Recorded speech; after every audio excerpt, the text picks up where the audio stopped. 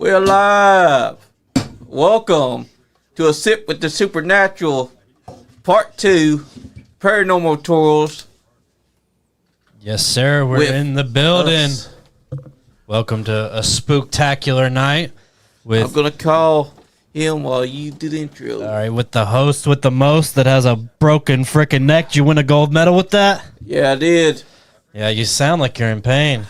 I am. Yeah, it sounds like it, but we got the host with the most, SuperFly, fucking Johnny Lee. Give it up for Johnny Lee, everybody. Wow, That's right. And I'll call him right here. To the right of Johnny Lee is my boy, the Black Snack, the Black Cat, Kenny Blackjack Mulligan. You know him, you love him. Gang, gang, everybody. And me, you're also your co-host, Leon motherfucking Lexington. And we're going on a very spooktacular night. We got Jeff. It's gonna be a paranormal evening. We're gonna give him a call. We're gonna talk the supernatural. We're gonna get into the itty gritty of the dark arts. And it's gonna be a great night. That's right. Yes, because sir. tonight it's all about the spooktacular. And I'm gonna make me and Black Cat a drink while we wait for the phone call. All right. I'm gonna call him right now. And we're sipping on the Sazerac Rye straight from New Orleans. It's fitting. That's right. Good rye whiskey. Hello. Hello. This is the Sip with the Supernatural podcast. Colin. Oh, yes, I've been expecting your call. Thank you. Hey, Leon. Yes, sir. He's on the phone. All right, tell him I'm making a drink. And I'll He's be making right a drink, out and he'll be over here to talk to you, brother. What you making? What you making, Leon? I got some melon liqueur, some Sazerac Rye, and a ginger pop. You hear him definitely yell? not a bad. It is definitely not a bad Sunday. Hell yeah, it's not.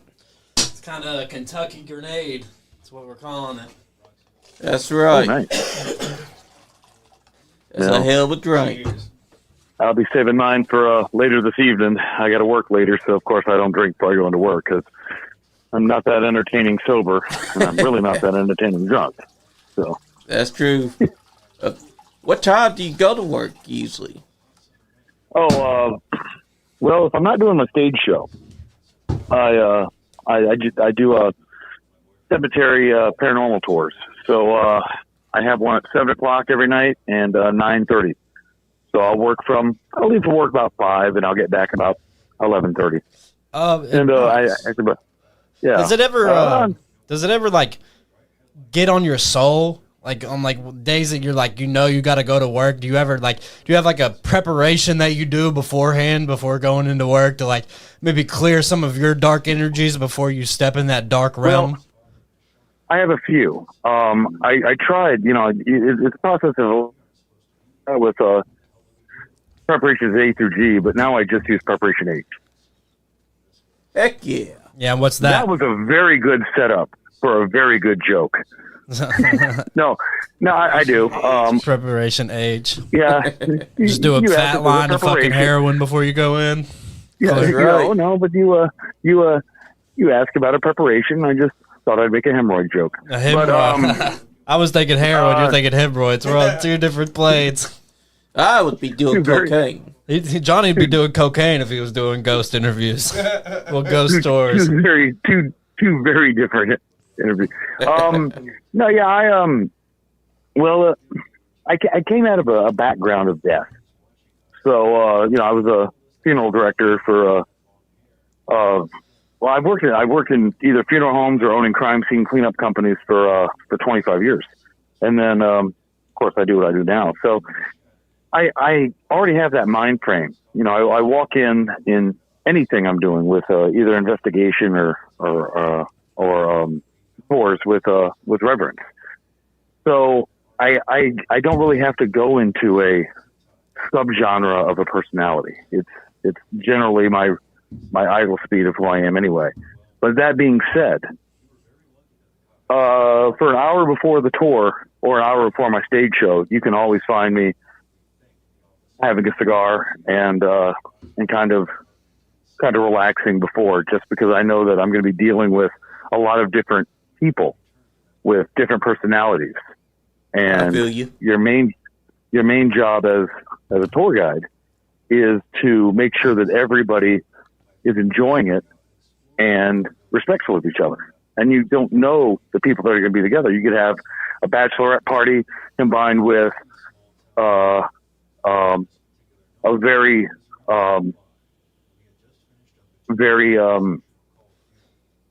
tight family together. Right. And you just got to make sure that they both have respect for each other and keep a decorum of that. And on top of that, do your best to creep them the hell out.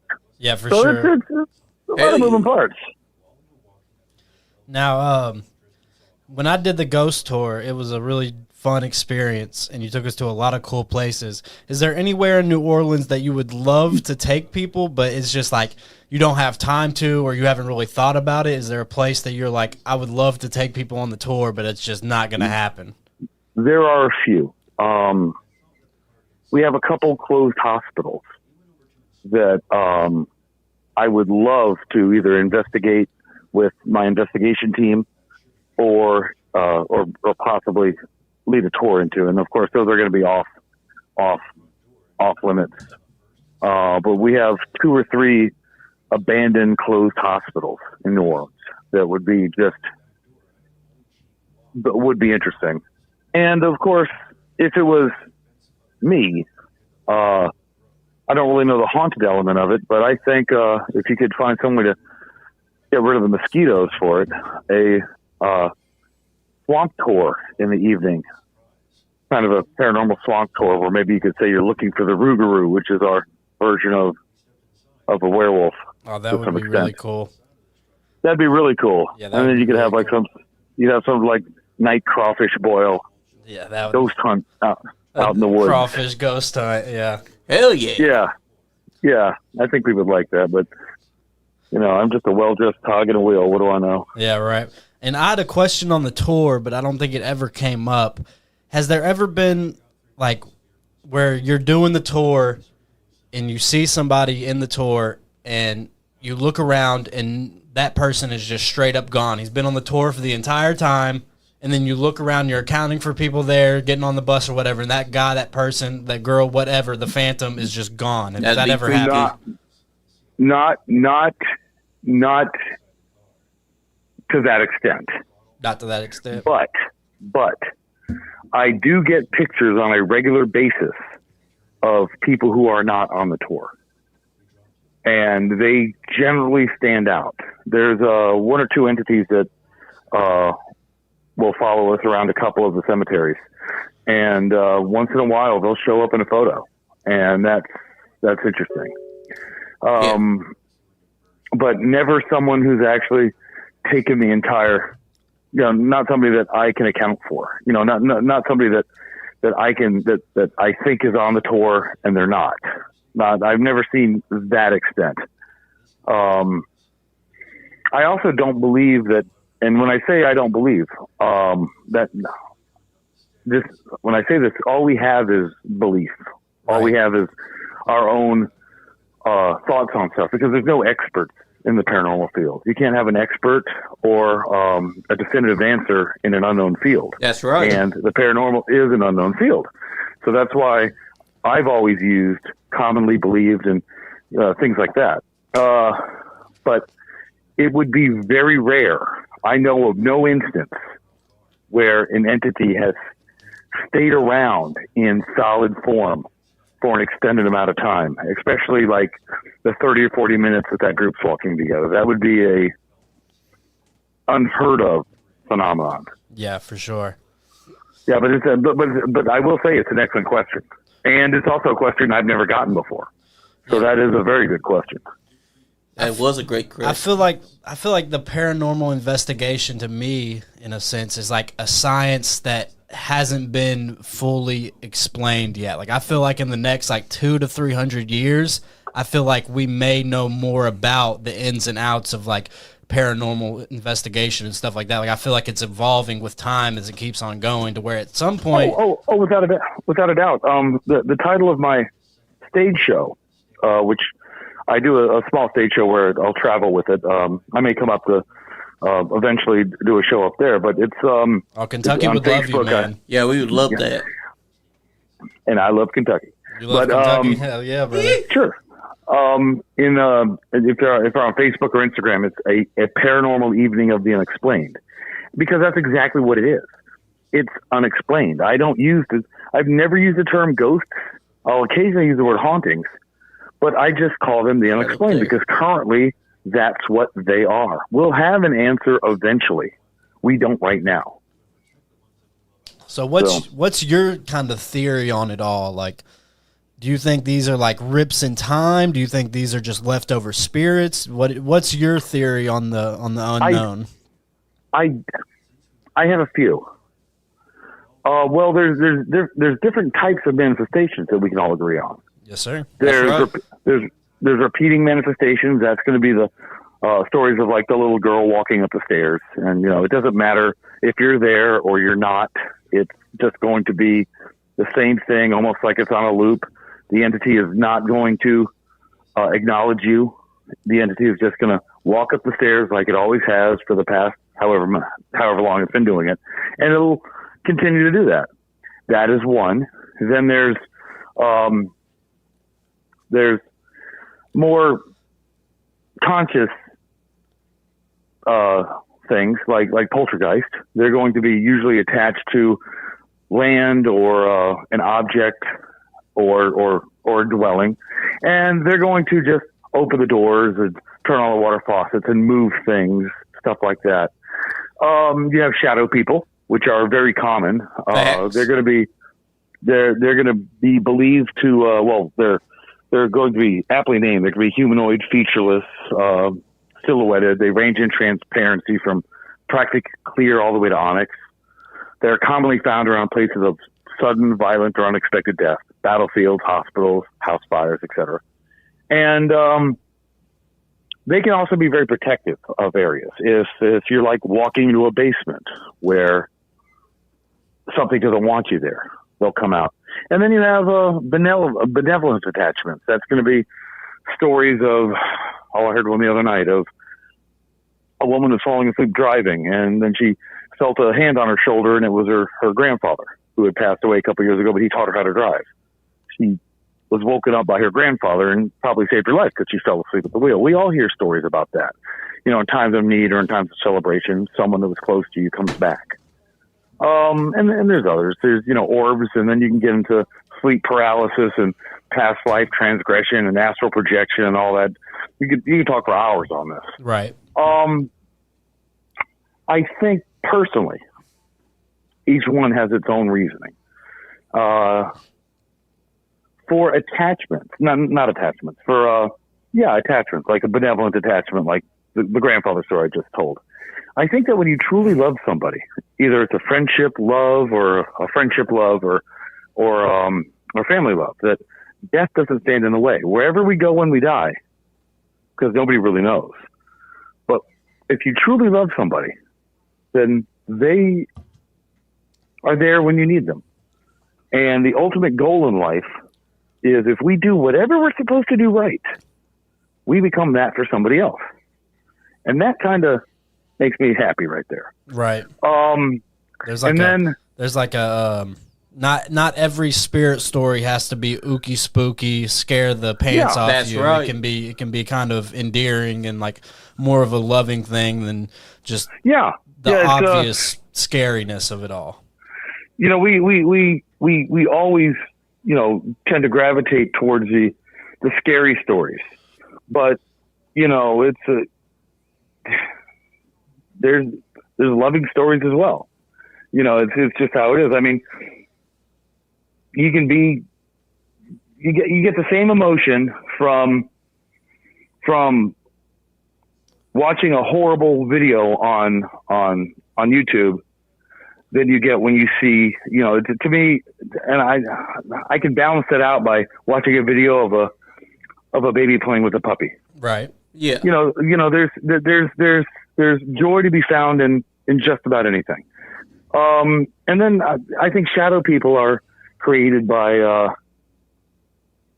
now this is just an opinion, but I think it's anger and fear and surprise and loneliness and sadness.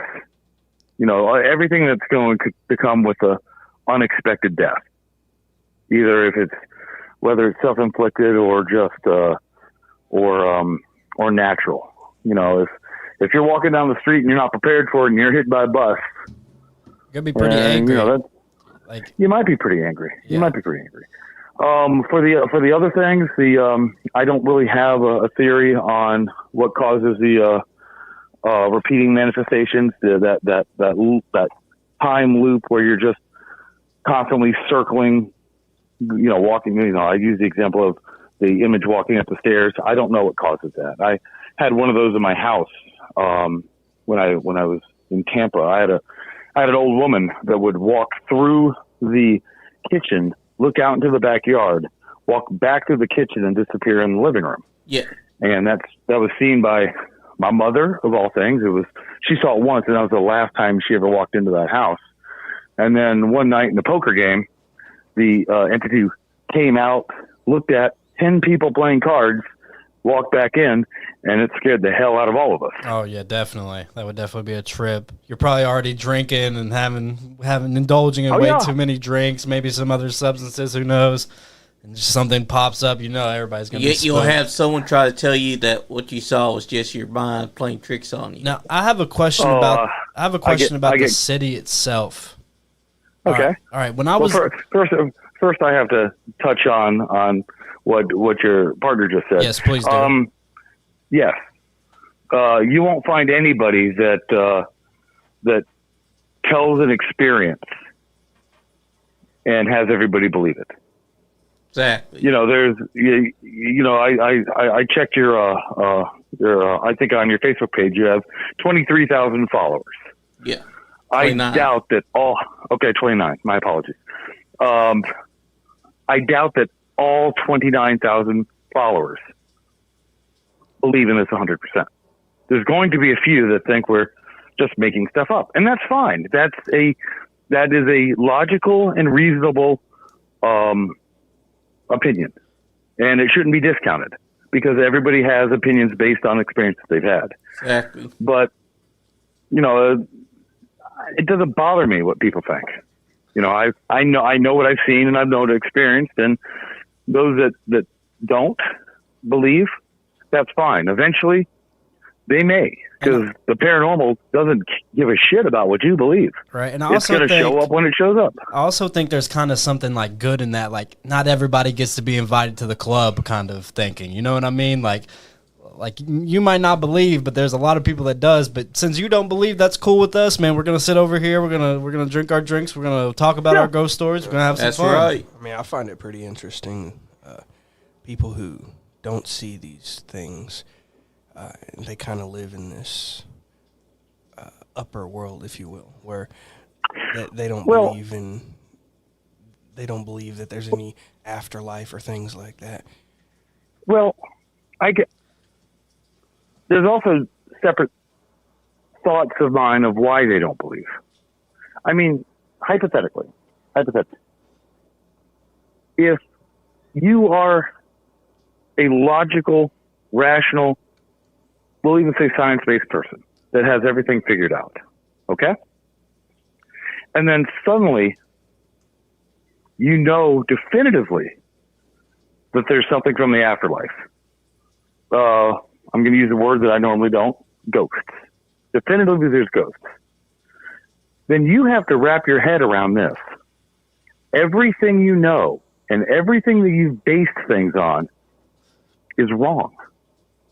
And now you have to rework and rethink all your logic. It's a hard pill to That's swallow. A big that's a huge pill to swallow. You know, so I can understand some of the reasoning for that. Do you get a lot of non-believers coming on your tours? Like, what's the ratio of non-believers to believers on the tours? I'd say about 20%. About 20%. I'd say about 20%. About 10% for my shows, because when I do a stage show, where my stage show is talking a bit, and then of course having people share their own stories, which is what I've turned into my tour actually. But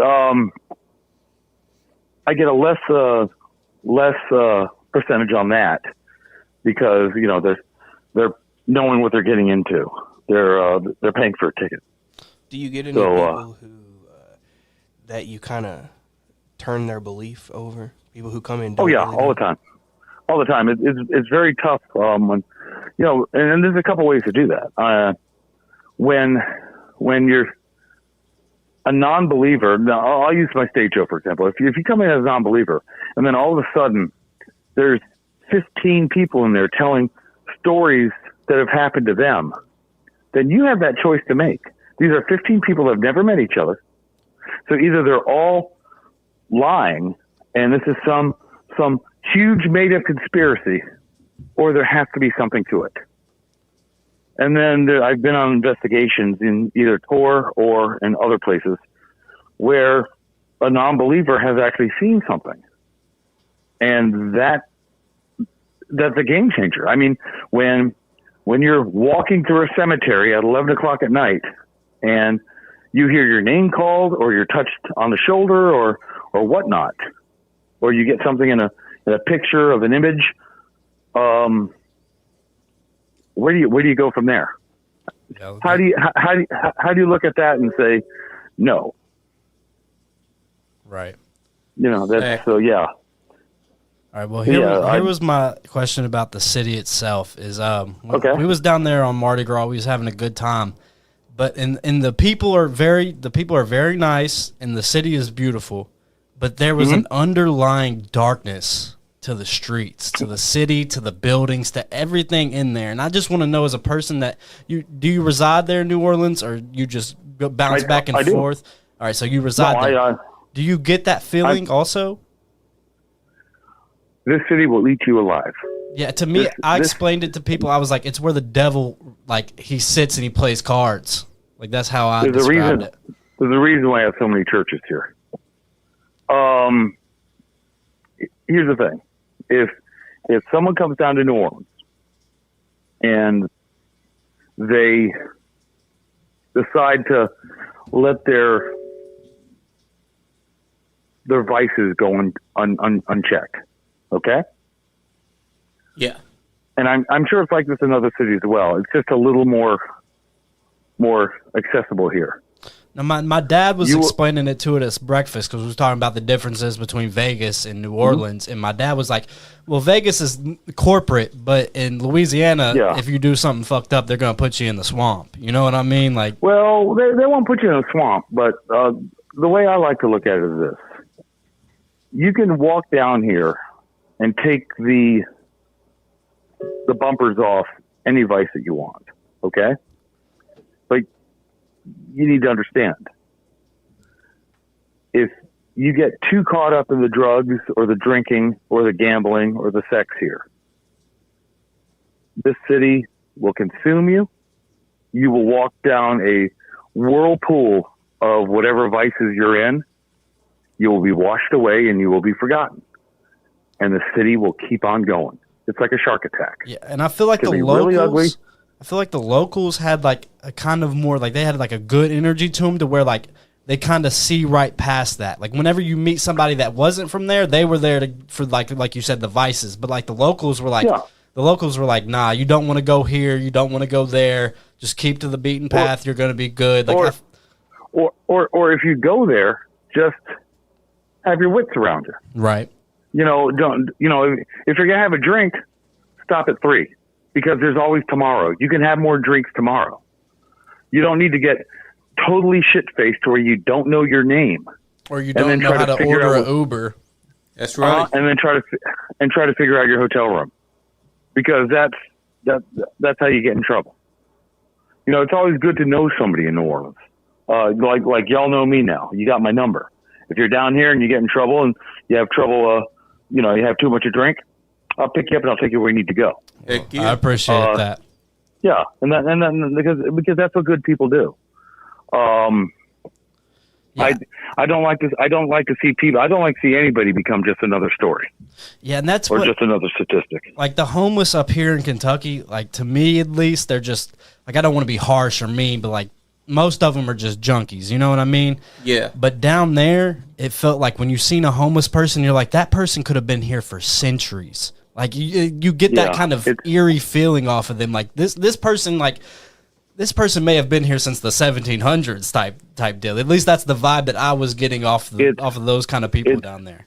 Well, not to get socioeconomic on it, but we are a very poor city. We're a city that has no, and it's not a political thing. It's a city that there's no outreach. Yeah, and y'all have had a lot of hardships too. Hurricane Katrina. Yeah, but hardships happen.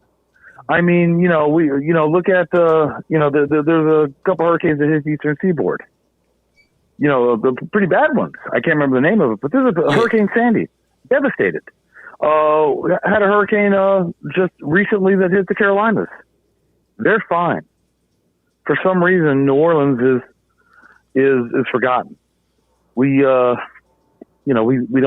have the which is tragic. The infrastructure or the care from higher ups to really do what needs to be done down here, especially to help our home. A lot of our homeless are veterans.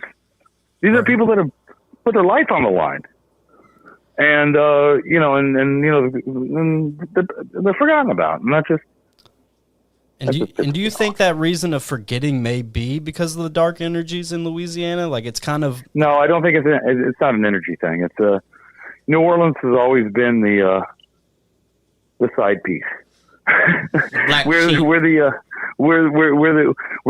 partner on the side that people like to come in and do whatever they do down here and then go back to their lives back home and not forget about it and have it forgotten about. But then again, that kind of also that darkness you talk about kind of makes it a little more interesting. It's I don't know. It's a cross between Chicago and Vegas, but we're cooler than either. Oh, I love Chicago. Chicago is one of the great cities, in my opinion. I love. Chicago is a phenomenal city. Yeah, Vegas, awesome. I'm not a fan of Vegas, and if there's any of your listeners in Vegas, I'm going to Vegas in a couple of weeks for WrestleMania, so I'll have to see. Well, Vegas is just a cruise ship that decided to start a city. That's right. Carnival City is what they should call it. Yeah. It's a cruise ship that started a city, and we have New Orleans. We have WrestleMania in New Orleans next year. Yeah. Hell yeah. Yeah. Yeah. That'll be nice. Yeah, that'll be fun. We might end up going to that one. Who knows? But I have another question. That one, of course.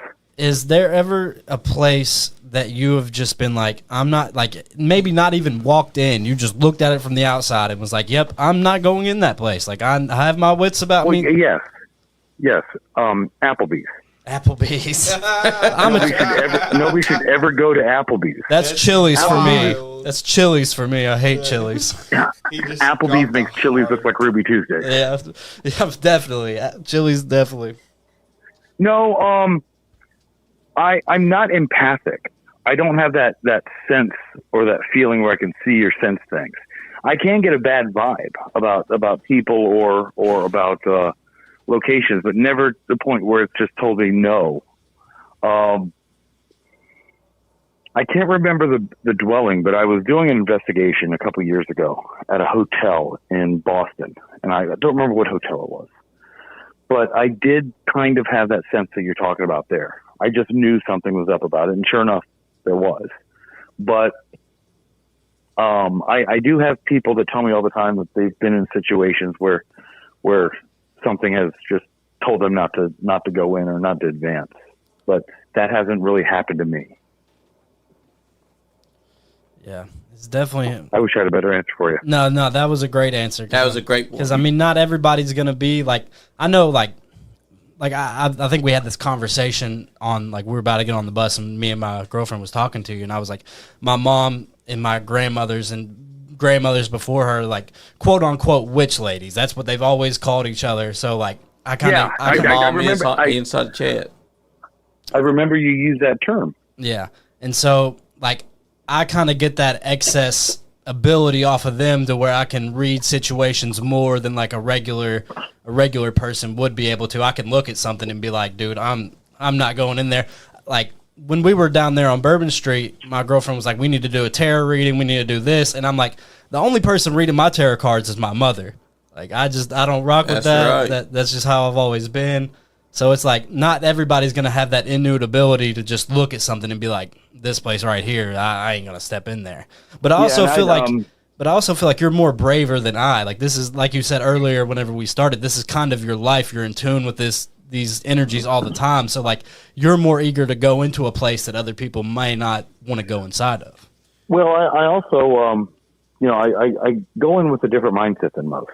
I try to walk into any situation, whether it be an investigation or anything that has to do with the dead.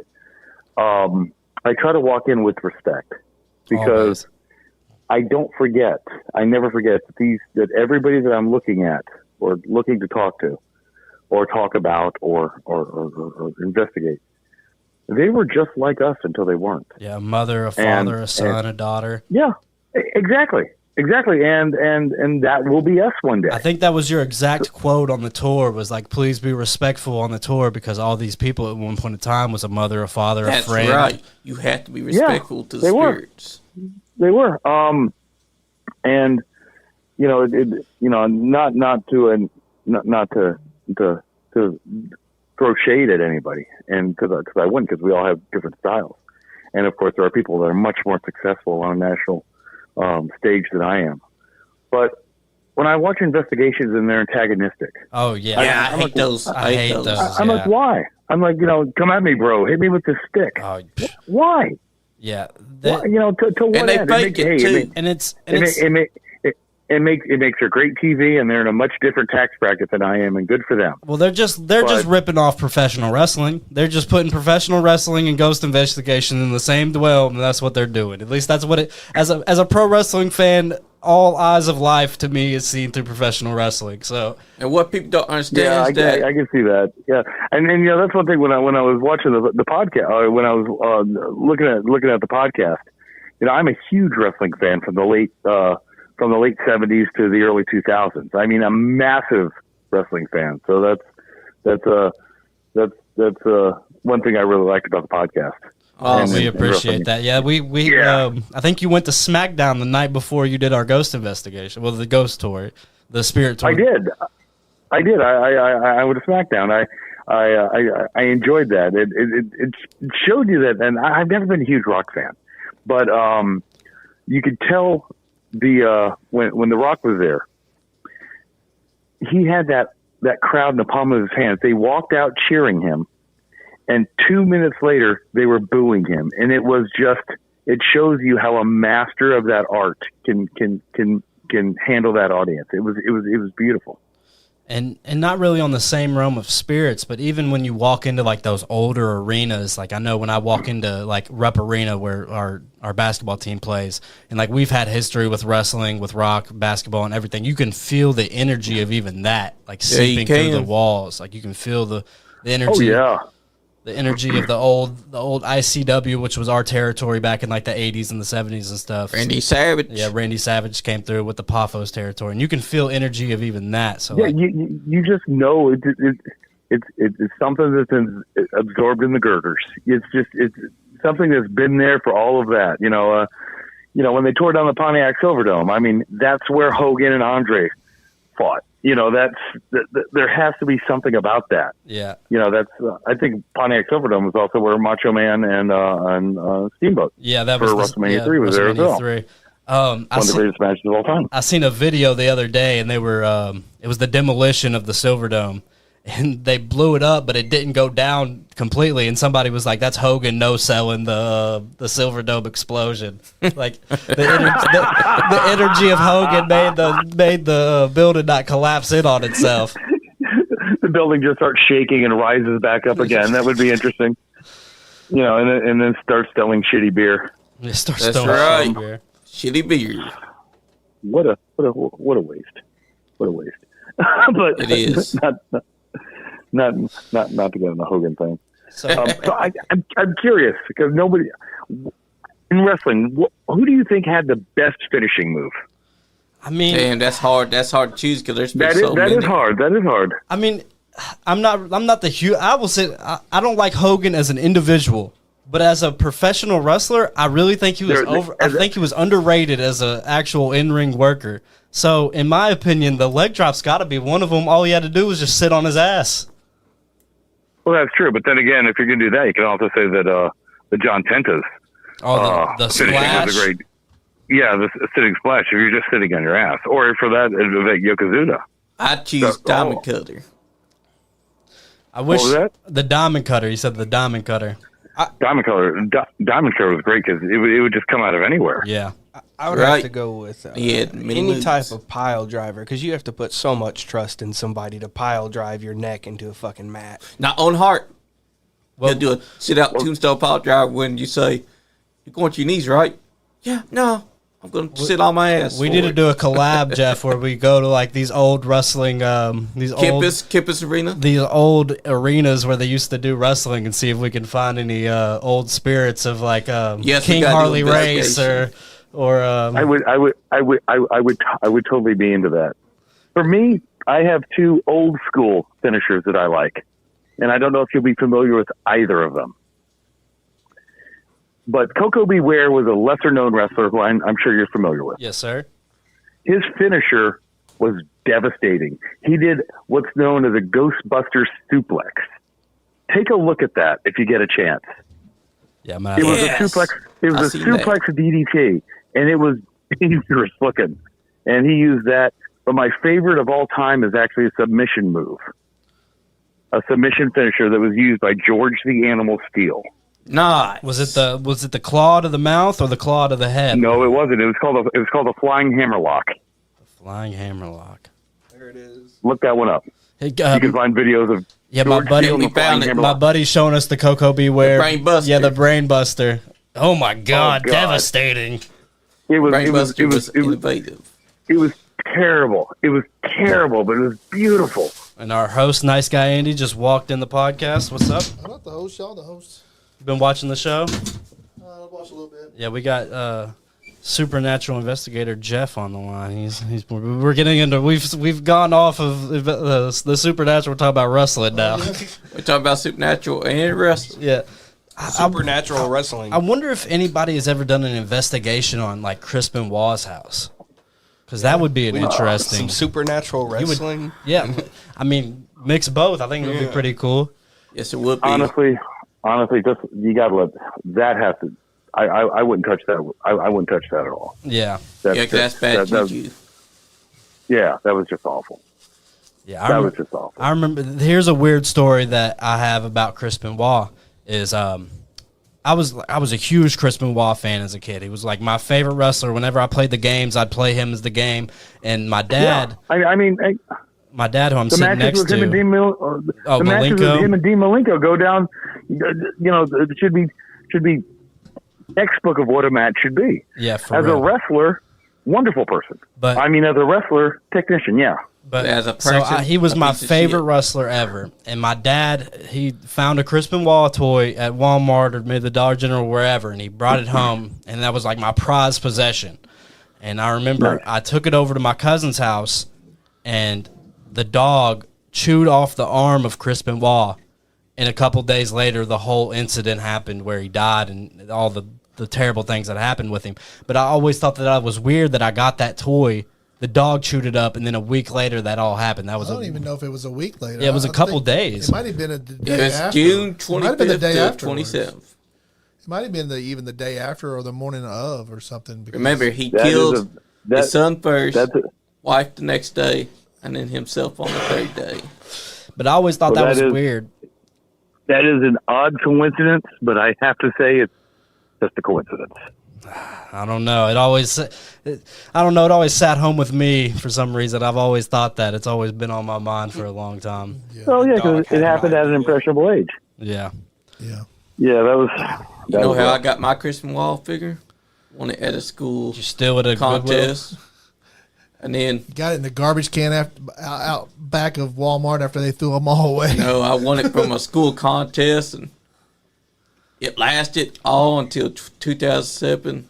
and both its arms and its legs snapped off Oh wow. after so much use. But back to the wow. supernatural. Have you ever had Yeah. like, I don't want to bring dark energy onto the show or nothing, but any like sort of possession happened while you're Too doing late, maybe bro, like dude. somebody passes out and you have to give them water, maybe even call the ambulance or something like that ever happened? Anytime someone's ever passed out that I'm familiar with, Nobody. it's not been paranormal. Oh, it's probably been too It's much to because drink. You're in New Orleans. Wendy said it was definitely Yeah. odd about your Christmas wall figure.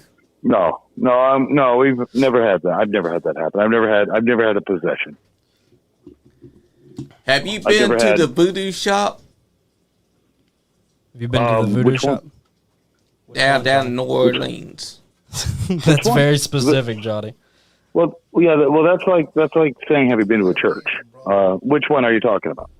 Right, he's probably The voodoo referring to is- the Maria Labeau The one voodoo that shop. Leon Oh yeah. went to. That's a tourist trap. That's a tourist trap. Yeah, that's how But I voodoo felt is- when I was going in Yeah, there. voodoo itself is a legitimate religion. Voodoo is one of the world's oldest religions. It predates written word. It was passed down through stories and songs. And there are 20,000 practitioners in New Orleans alone of New Orleans voodoo. And then outside of voodoo, you have Santeria, which is a credible religion. You have juju, Yep. you have hoodoo, you have the whole thing. But when someone tells me they're a practitioner of voodoo, I look at that as the same way as if someone were to tell me they're Methodist, because that is their religion. And I hold, and anybody down here, the locals, hold that religion in equal regard to like I'm somewhat of a lapsed Catholic until I drive in snow, and then I find I'm openly Pentecostal, but shouting and screaming at the Lord when my car's spinning backwards. But when someone tells me they're a practitioner of voodoo, I hold that in the same reverence that I do when someone tells me whatever their religion is.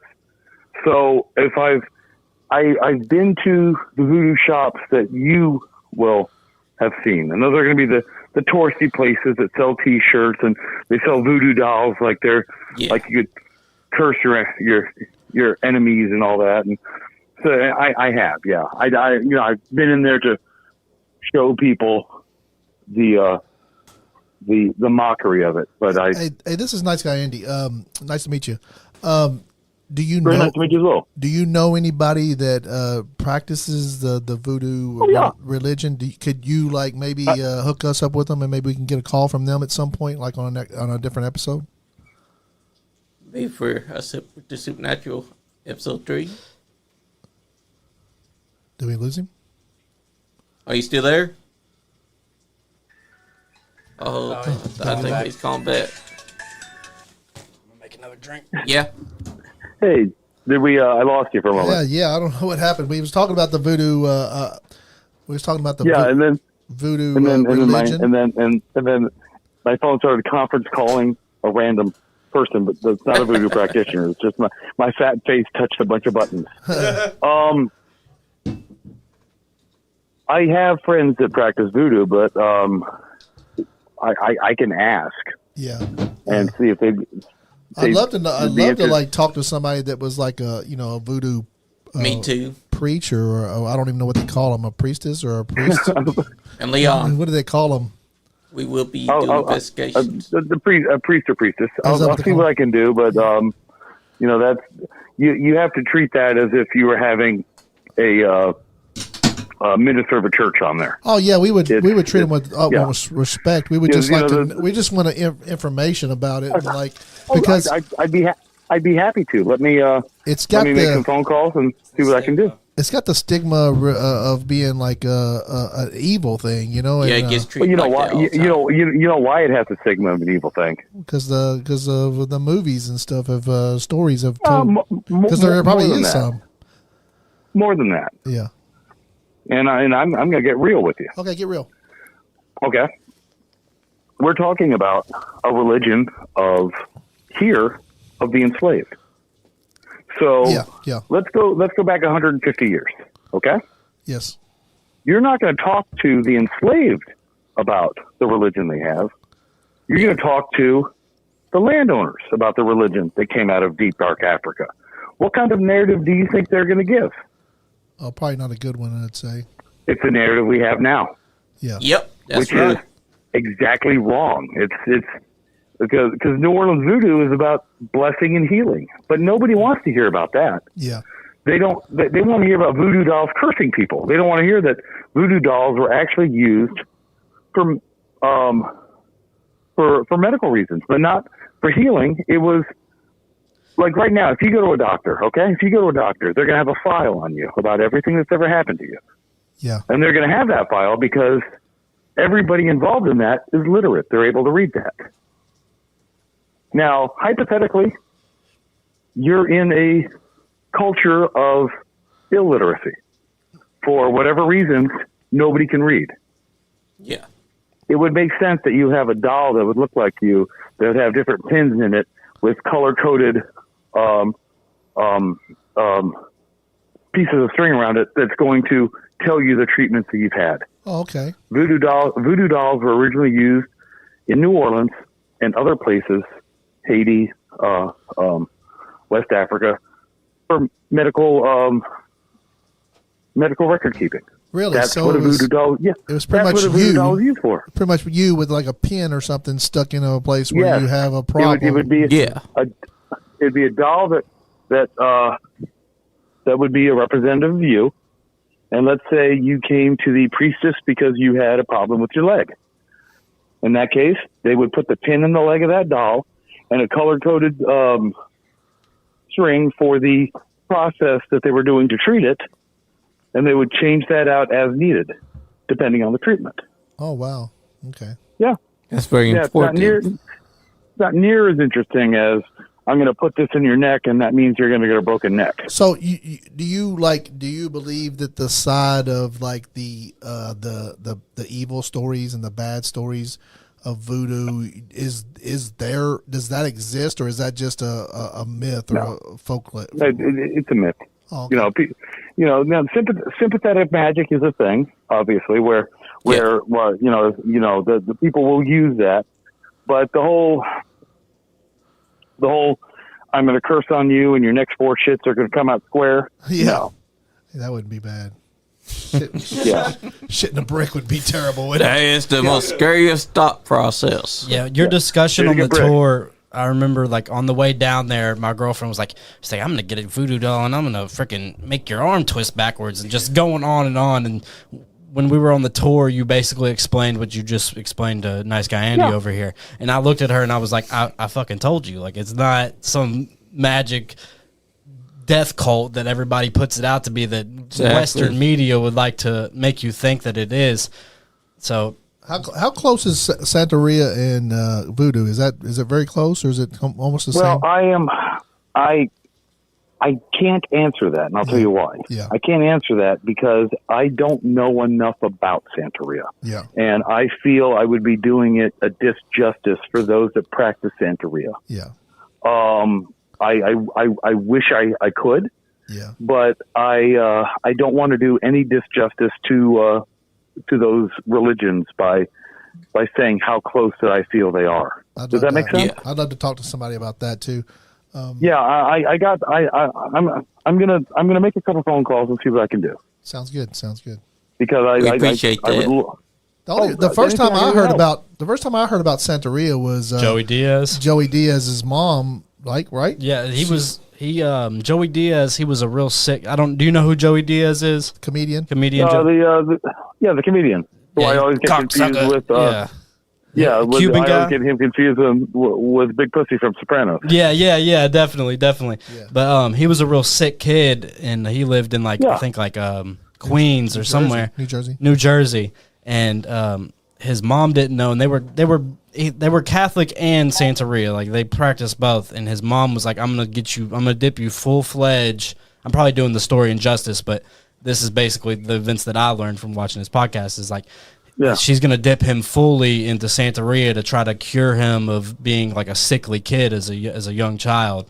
So he had to do he had to wear white every Monday, and I think still to this day he still wears whites on Monday. He can't wear shoes in the house on a certain day of the week. He has to he prays to one God. He can't deal with the number 3. Like it's a bunch of bunch of like very meticulous beliefs that they have, and I don't think it's like, I think it's more based on the God that you worship than the whole religion itself. Like there's a bunch of different like not prophets but different deities that you have to entice yourself with, and somebody gives you that personal deity that's going to follow you around your whole life. Yeah.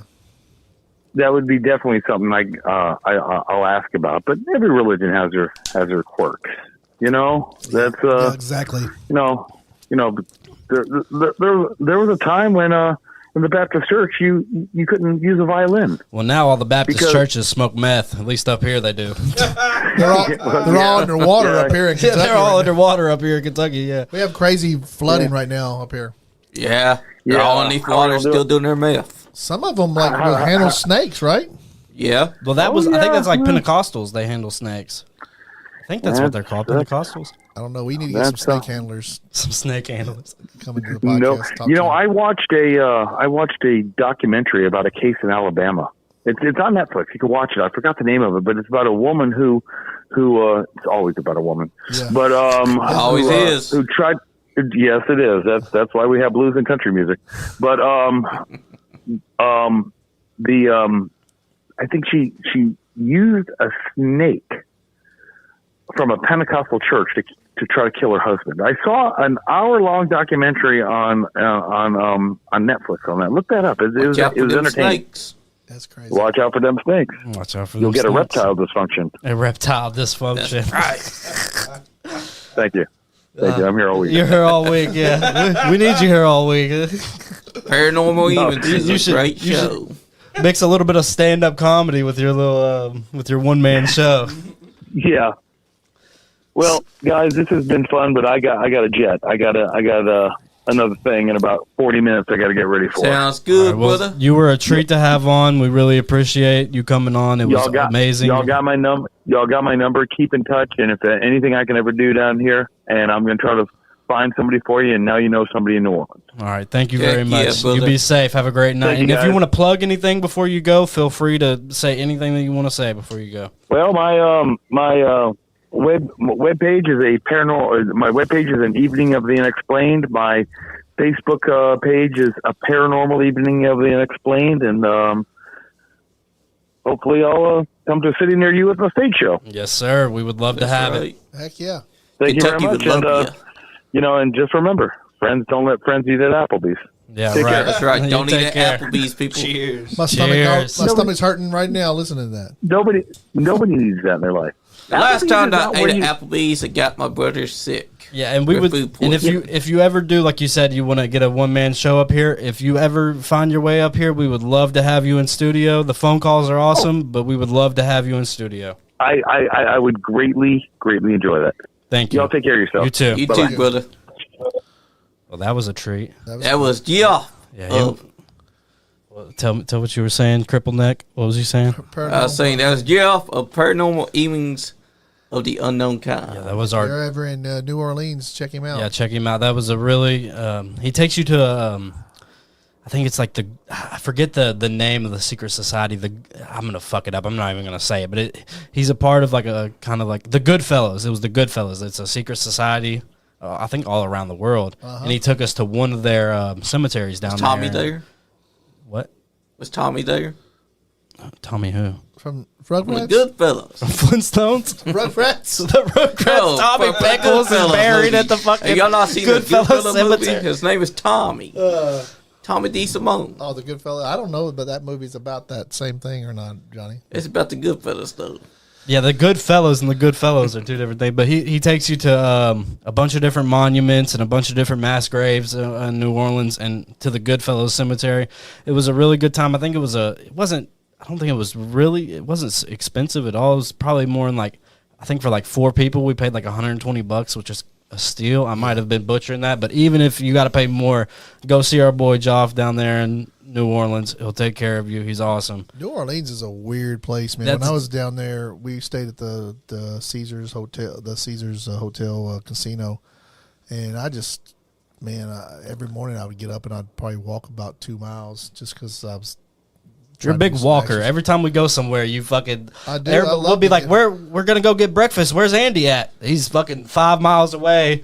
Fucking just in the hood, walking in the hood. I do. I love to go to like the Hood hopping. city I go and He just likes like to hop the hood. wherever I'm at, I'll just take off walking about 3 miles away and then come back, and it's just you see way more because every time I go on a vacation with somebody and I have to drive, I don't get to see the sights because I'm driving, Right. and they're like telling me, I'm like, just give me directions where you're going, and We'll figure it out. but like from you there. don't get to really, because you got to pay attention to the traffic. And But you got that feeling from New Orleans? It's like where the devil goes to fucking play cards. Man, it's just just walking around down there is just like I don't want to say a creepy feeling, but like definitely there's definitely a different feel. It's an energy to like it. walking in Lexington is a safe place to walk, but like Yeah. You still get those energies kind of in Lexington. There's Yeah, places yeah. where you can get I'm not even talking about like dangerous area. You go to the fucking hood and like even in the hood is in Lexington's you walk down the hood, somebody's not gonna usually nine the times out of hood 10 is- they're not gonna mess with you. You know what I mean? Lexington's It's gonna be a fucking Not bum. anymore. It used to be back inside the 90s. Lexington's so safe. But there's places in Lexington where even like when I go to the courthouse or I go to even where's the place where they used to auction off the slaves? What's that place called? Cheapside. Cheapside. You go to that area, that little strip right there where the courthouse is. There's a vibe right there. Oh yeah, there's definitely a spiritual vibe, especially in New Orleans when like the hurricane hit and a bunch of people just died, and then you take tours and they show you where the levees broke and how many people drowned in this area, and it's definitely a city of death. I feel like, Yeah. and because of the cemeteries, like you go to town, you don't really go and visit a cemetery, but in New Orleans, the cemeteries they're are everywhere. famous. Yeah, they're they're everywhere everywhere, because yeah. they're above ground.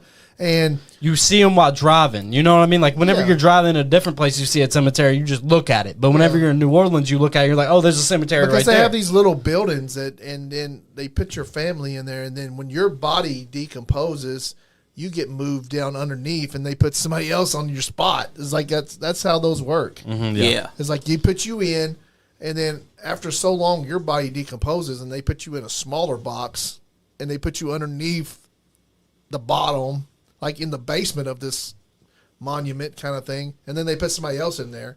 And then, like, after so many years, that body decomposes, and they put them in a little box, and they just keep putting people in there. And, like, it's just...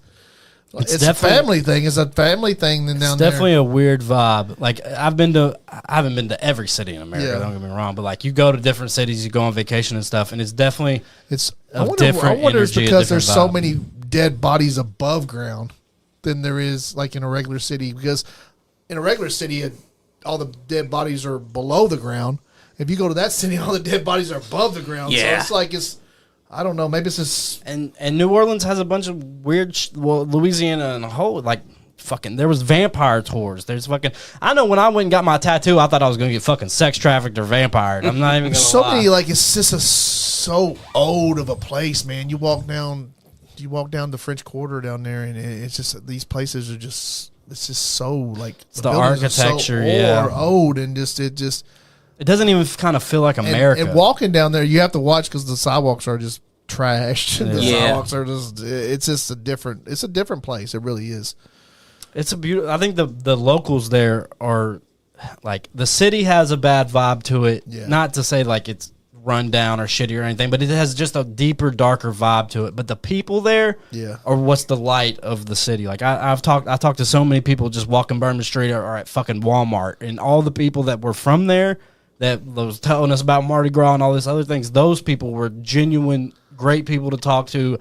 Seemed like great people. Like it feels like the city might have an energy to it, but the people really bring out the light. If that I don't makes know any sense. I don't know. I'm sure he wasn't lying to me, but I'm sure there's some evil voodoo people down there. I'm sure.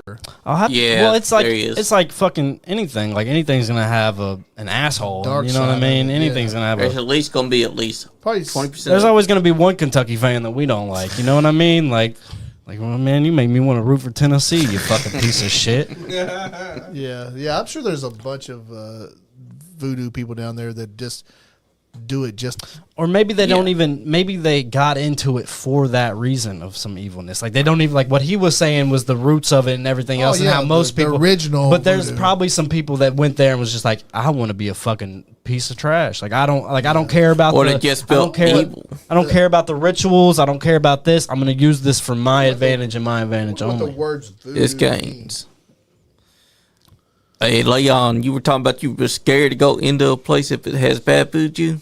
Yeah. Would you be feeling like that when we go on investigation? I'll put my fears aside, but I don't like scary shit really. Like I don't want to. I'll go in there, but I like to stay away from shit like that. But we're talking about it right now, so I'm not really doing. What do you guys say? Black guy Kenny Mulligan. I know there's a stigma to Voodoo. but I believe there's also people who practice black magic voodoo. Where I think it could possibly be even an intertwine of voodoo and European magic to put together. Because fuck white people, they were probably the ones, you know what I mean? Some fucking white German was like, yeah, I'm going to use this voodoo shit and I'm going to fucking trick people, you know what I mean? Like there's definitely some, like... It probably just wasn't the slave owner saying it was a bad thing. It was probably like the slave owner going to the maybe it maybe have been even a way for the slave to be like scare the slave owner of like, hey, I got some of this voodoo shit I'll put on you. You know what I'm saying? They were like, oh, hey, maybe I'll treat you a little bit better. You know what I'm saying? Maybe. But no, I kind of think what he said more, it's probably both sides. It's black people they've been marginalized in American culture. So I mean, if they were slaves, they brought over there was like, dude, like this is our culture. Like, nah, you're gonna be a fucking Christian. You're gonna worship my God. Your fucking stupid shit that you fucking put pins in is ridiculous. You're not allowed to worship that. I'm your owner. That's to me like it makes more sense than the religious. I feel like there was definitely probably some like Catholic person was like, this is evil. They fucking put hex on my daughter. Yeah. My daughter just fucked a black guy. Like, we're not, you know what I mean? Like that, there's probably a bit of that in it to where like, like it was definitely probably some indoctrinated racism on top of it. Because I mean, if we're talking about like Catholics or whatever, you do something wrong in their religion and they will curse you to burn in hell for all eternity. And touch your kids.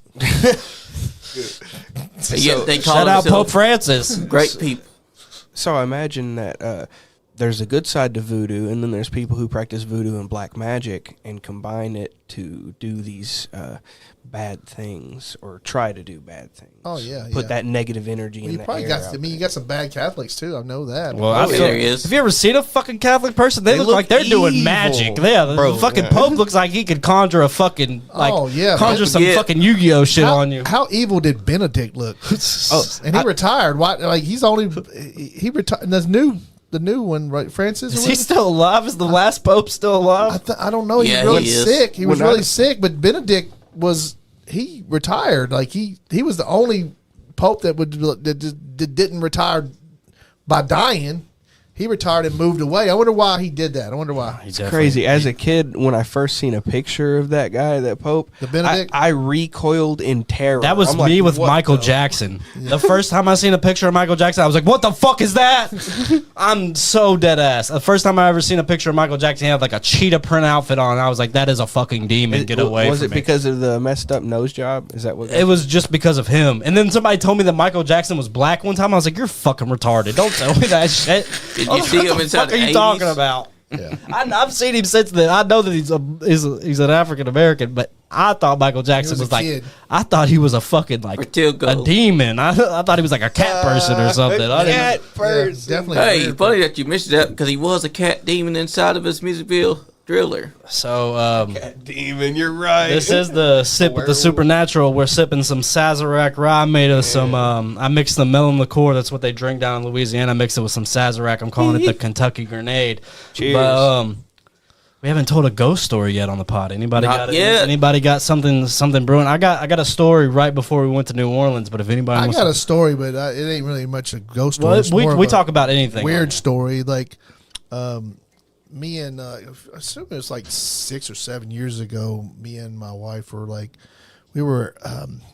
She had just started her new business, and shout out to Royal up there. If anybody's doing any internet gaming, go contact with her. But we were looking for something for her office or getting office supplies or something. We went to Staples and we bought some stuff and we used a credit card, right? We used a neon yellow Cash App card, which back when they used to have the neon. I don't know if they still do or not. Yeah, they probably do. I got my Cash App card is like holographic. And like you put it's like a mood ring. Really? Yeah. Mine This is one, black. This one was neon yellow. I don't know why I thought that was so We funny. used that at that Staples, right? Okay. We used that credit card at that Staples, bought something. We had gotten a little argument, was kind of pissed with each other. We were headed to the house, and then we kind of made up and was like, oh, we still need to get this thing from Walmart. And let's go check Walmart and see if they got this thing. I don't know what we were looking for. We turned back around. The Walmart and the Staples are probably a mile away from each other. Turned back around from going to the house. Turned back around. Hadn't got out of the car since we got into Staples. We pulled down the drive. We pulled down one of the lanes at the Walmart, and I looked out the window, and there was a neon yellow Cash App card on the ground. Like, I looked out the window, and like we was going kind of slow. I pulled into the parking spot, got out, went over there and picked up that Cash App card. It was my wife's Cash App card that we had just used at Staples. Damn. Yeah, that's weird. And y'all just got out in the car, right? We had used it at Staples, got in the car, was headed home. I think we had a little argument or something and made up, figured out that we needed something from Walmart, turned back around, went into the parking lot, pulled into that driveway, and it just happened that I pulled into that parking lane. And it was, I looked out the window. I said, "Oh, there's a Cash App card on the ground." There's a. It's like, I'm gonna buy me a fucking honey bun at So a gas I station. pulled up. I pulled up into the lane. Gary going to the. I jumped out and I was like, "I'm gonna grab it and see what it is." And I'm like, chills came over me. I was headed back to I was like, "This is your fucking Cash App card." I think y'all just jacked on the Universal Wendy's Cash App card. I don't know what it was. To this day, I don't know. It gives me cold chills to even think about. And I don't know what's the weird, like, what does it mean? What happened? Did we cross over another universe? Are we in a simulation? What the fuck happened? It was her Cash App card with her name on it. Yeah. Laying in the Walmart parking lot. Plus, y'all remember We where had y'all been put to it. Walmart that day. We had used that card at the Staples. And y'all don't remember ever taking it out of her purse or anything. Used it at the Staples. So how did it get out there? That's like that's at least like a 10-minute drive from Hamburg to not a 10-minute drive, but more like a 6 to 7 minute drive from Hamburg to the Walmart over in like closer to Winchester Road. And the fact that it was laying out there. It was on the ground, laying in the driveway, the lane of the parking lot. I don't know why that. That's just a. It could have been a trick inside simulation, or it could have been We had a conversation last show about how you were too poor as a kid to believe in ghosts. Too poor as a kid to believe in ghosts. He was like, "I'm too worried about getting my baked beans and cornmeal to believe in ghosts. Like, is this ghost gonna steal my?" I never was. I mean, we always we moved a lot when I was a kid, and we were just. I don't know. As a kid, I was so afraid to admit that I was afraid of something. I would not admit that I was afraid of something at all, of nothing. Your brother beat you up, and then your dad beat you up. My brother would beat me up, and I'm still not scared of you, but I'd flinch if he was. Did you at least fight your brother? Oh, when he tried to beat fought you all up? the time. Yeah. You're like, I'm more scared that we're gonna fight than to believe in ghosts. To tell him that I believe in ghosts. I mean, there was times when I would. Well, you told me that you used to live close to like West 6th. We lived over there Brewery, in West Strict Street. and there was a haunted house that you lived in. We lived in that haunted house. I lived. My grandpa's house was upstairs, and they lived downstairs, and we lived upstairs. They had turned it into like an apartment, an unofficial apartment building. Yeah. We lived upstairs, and they lived downstairs. They cut off a couple rooms, and we lived upstairs, and they lived downstairs. And I would just sometimes I'd just wake up and heard somebody, Andrew, and I'm like, Oh shit! I go in the other room and look, and I'm like, all right, I went back to sleep. Does that happen to UPS to you, Andy? Because it happens to me quite a lot where I'm sitting there, I'm walking around, and I hear somebody go, Leon! And I look around, nobody's fucking there. I'll hear people holler my voice all the time for some reason. I don't know. That's accurate. That's 100% accurate. Yeah. I have my headphones on. Yeah, and my shit's soundproof. Like, I can't hear nothing through it, but I can hear somebody yell Leon. Yeah, I hear that all the time. Like, I don't know if it's my brain or somebody calling, somebody talking about you or something. Telepathy or Telepathy. saying my name, but like, or just a memory of somebody saying my name pops in my head or something. But it always feels like somebody, every once in a while, somebody will, Andy or Andrew or Rue or Drew. Or draws. Or draws. Yeah, I mean, it's just like somebody's always hollering my name. Like, I don't know. Like at least once a day, I will turn around and do a 360. Like I swear, someone just Like the manager just called my name. Yeah, and like- nobody's here. exactly. I think that's kind of a telepathy thing. I think people are. I think we have a. Yeah. I think humans have a unknown that we've been taught to forget. Brain link. I think we have a link between each other that has been like taken away from us on purpose, or we just somehow forgot about it after we got phones and stuff. Like, I don't know. It's where that old saying came from. It was saying that your ears will burn if someone's talking about you. Yeah, Or it's like yeah. when you get cold chill, somebody's walking on your grave. I've never been one to be able to be somebody to be able to walk up on me. Like if I was in this room asleep and somebody came in this room, I think I always wake up. I have like, I can tell if, I don't know about an ability, but I can tell if there's another person in the room. Like I can just feel their presence. Right. If I'm like even over there in the corner sleeping and somebody walked in my room, I can tell that, and you guys say that there's stuff at my house now. I've never, and I sleep downstairs sometimes, and you was making fun of me having my little bed. Wrestling sheets. Yeah, but like I've had way too many weird experiences happen at your house to not be like, it's not. I don't think it's never feel anything creepy. I don't think there. it's. I don't. It's not really ever. I've had one creepy. I've had a couple creepy experiences. Let me say one. But like, I've never been like. It's never to a point where like I don't want to come over to your house because I feel like a fucking ghost is gonna fucking rape me or something. Yeah. But like, I always like. I know I've been downstairs and like me and Aaron and Darren were hanging out and we hear noise coming from the garage and we go back there and I have this old clock radio and that motherfucker, it's just sitting there. There ain't no way that you've plugged it in, I've plugged it in, somebody else has plugged it in, but that thing is plugged in and it's on and it's fucking sprouting. Oh, Kentucky basketball. It's doing, you know what I mean? Like, Yeah. I've had experiences like that. I know one time I was, my bed was on the floor downstairs in the basement and I heard, like, you can tell when somebody's walking down those stairs. Oh, or upstairs, even yeah. slightly, non-slightly, they don't want to. So I heard somebody creep down the stairs one night, and I was like, it's fucking dad doing the dishes, or doing, not the dishes, but the laundry, something. So whoever's coming down, I didn't really pay no attention. And I felt something fucking, my bed was on the ground, so I felt somebody stand on my bed and just do that. And that, I'm not fucking putting on Grace. I just threw the covers over my head. I was like, I ain't fucking looking. But that's definitely happened.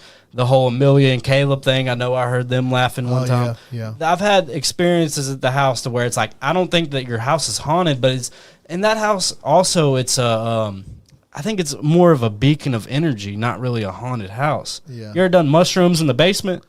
No, I've not done mushrooms. I maybe have done mushrooms in the basement. It's like People would probably be afraid of a ghost. You didn't even know. no, it's not even a presence of a ghost, but so the basement down there, it has like a tarp over the window and then over the big window, and then there's a door and the window got busted out, so we have like a big wooden plank.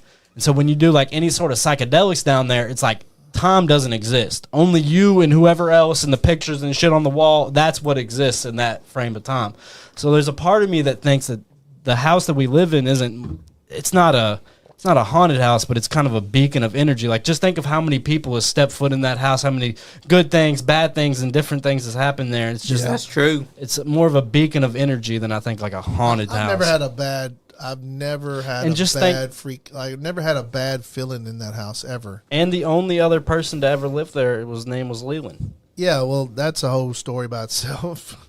Because Leland, the person that old man and old woman, and then there was they had their kids, and I guess they weren't old when he built the house, but his name was Leland, and he built the house, and we didn't tell the woman the baby's name when we bought the house, and Leland was 9 months, 8 months old, 9 months old. Yeah, probably around that time.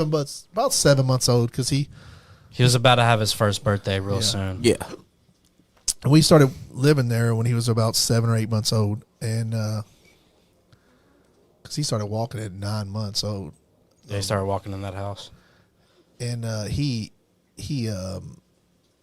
we were at the signing, the closing of the house, and we were signing and we said the baby's name was just Leland, and he's not a baby now, he's 14, and the mom, And a good basketball player. the daughter that was selling the house was like, "What did you just say?" And she's like, "Yeah, Leland loves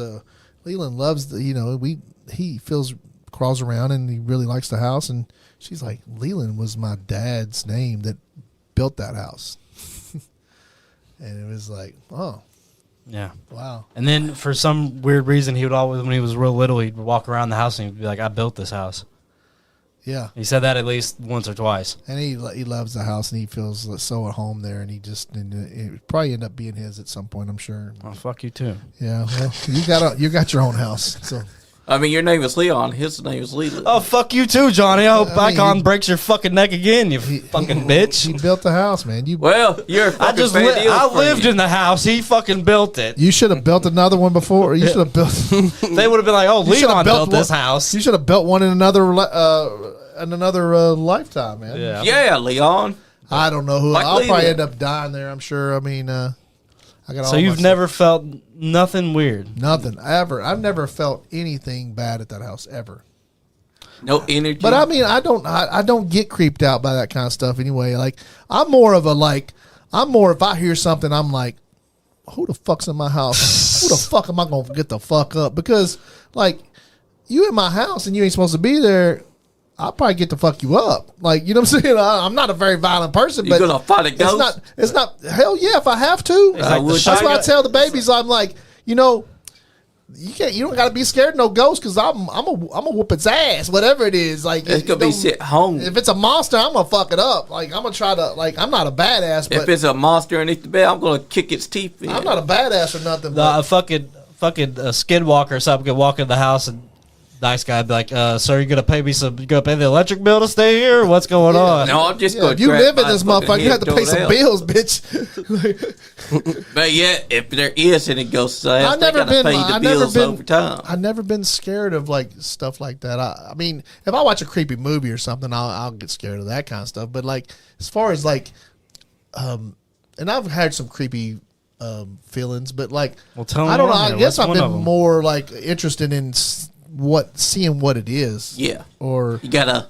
I've got You're the type of person that's gonna see, is it real or am I just having something that's playing tricks on me? I mean, I lived in that old house over there on 6th Street, and a kid got murdered like Oh damn! freaking like maybe 25, 30 foot from my street, like my front of my door, because like we lived in Ellsbury Park, and they have like there's a neighborhood, and then there's a gate there, and the gate, they have these big block, pillars, and then they had a gate in between it, and I guess you used to be able to walk through there, and you'd be able to walk in that neighborhood, but somebody long ago chained it up and not let the other Yeah, neighborhood into our neighborhood, and it was an older neighborhood of bigger house. You ever been in like a neighborhood where there's like, it's a shitty neighborhood, but then in the middle of that shitty neighborhood's this old, like traditional, like not traditional, but an old like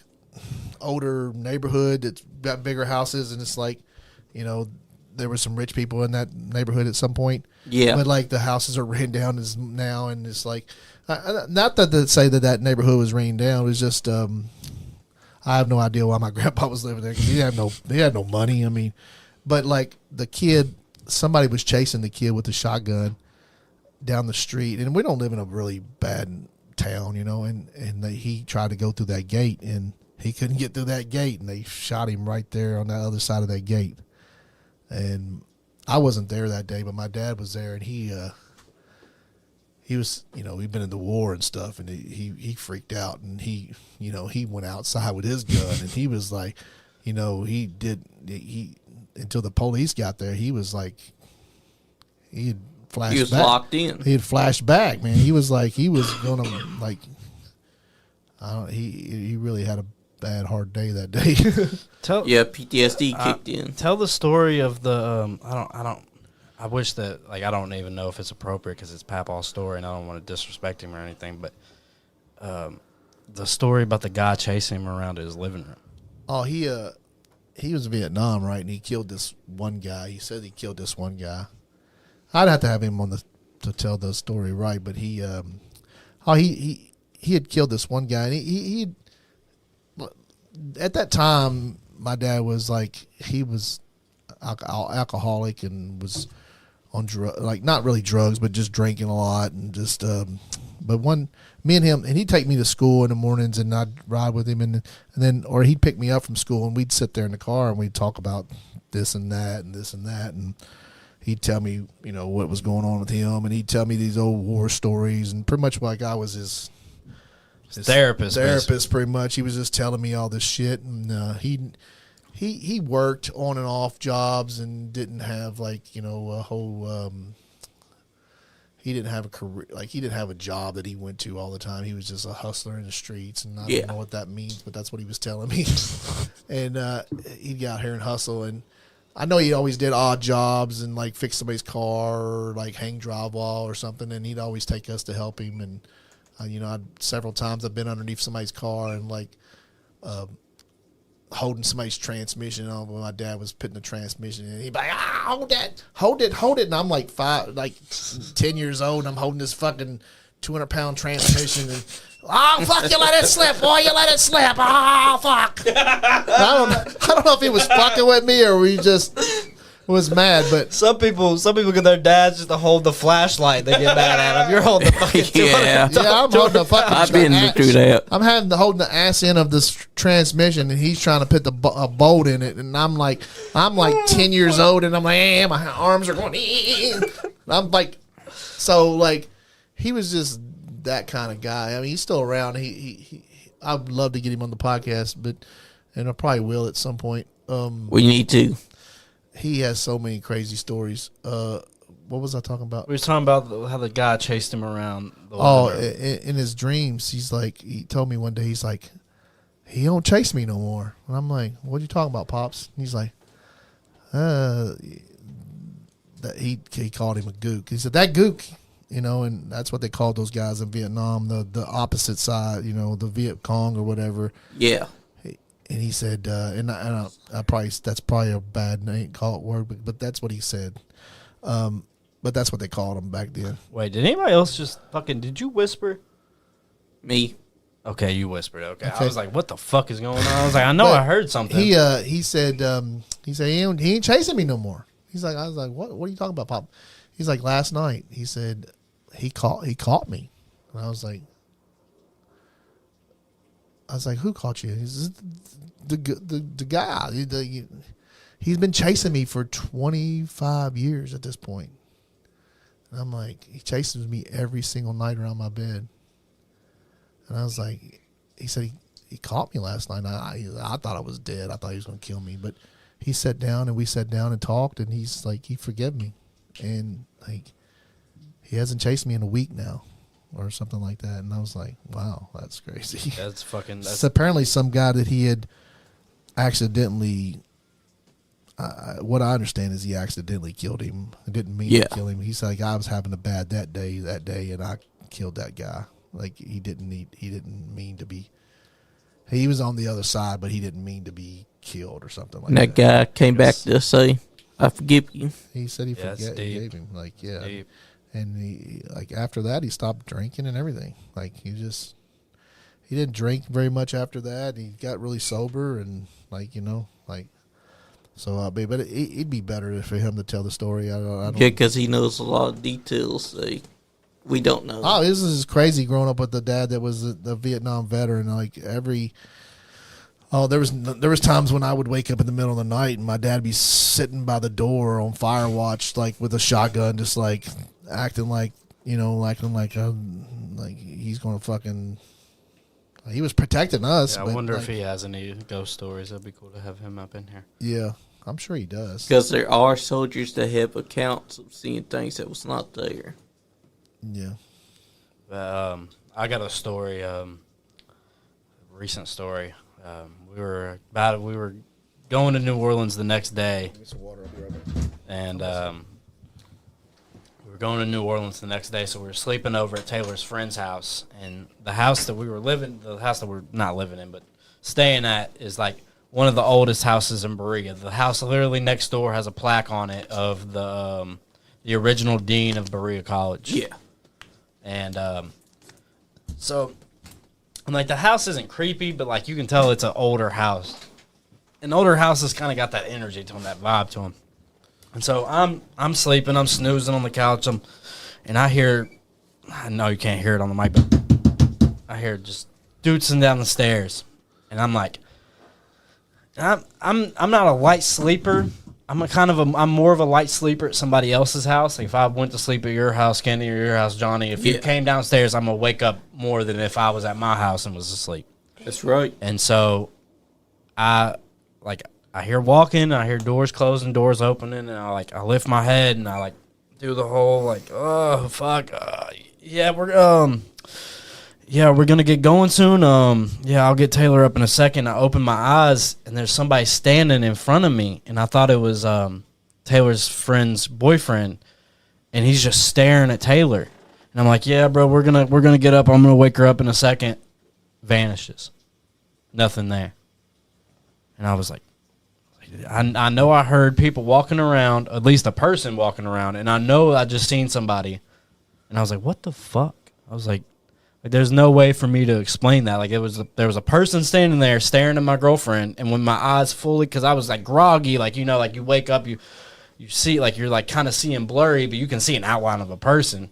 And that person was just standing there looking at Taylor, and I was like, yeah, we're gonna get up, we're gonna get on the road here soon. You need me to get my bags or whatever, and I look up and nobody's there. Wow. Yeah.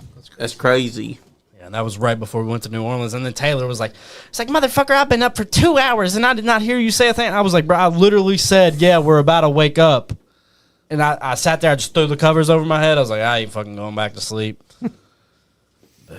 That is the logical way of thinking. That was the most recent scary story that I had over the past couple of months. And that was right before we went to New Orleans. That's a crazy story, too. I know you had a story really recently. You want to share it, Kenny?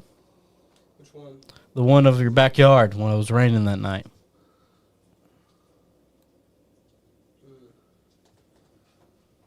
Talking about the one. Get up on the mic a little bit. Talking about when I was on the mic and heard someone start beating on my back door. Yeah, that's the Middle one. of The the one night. that you told me in my house a couple weeks ago whenever we was chilling. Yeah, I was playing Xbox with y'all. Had my headset on, and we wasn't even playing like a war game or anything loud. And I had game volume down, just listening to party chat, talking to y'all.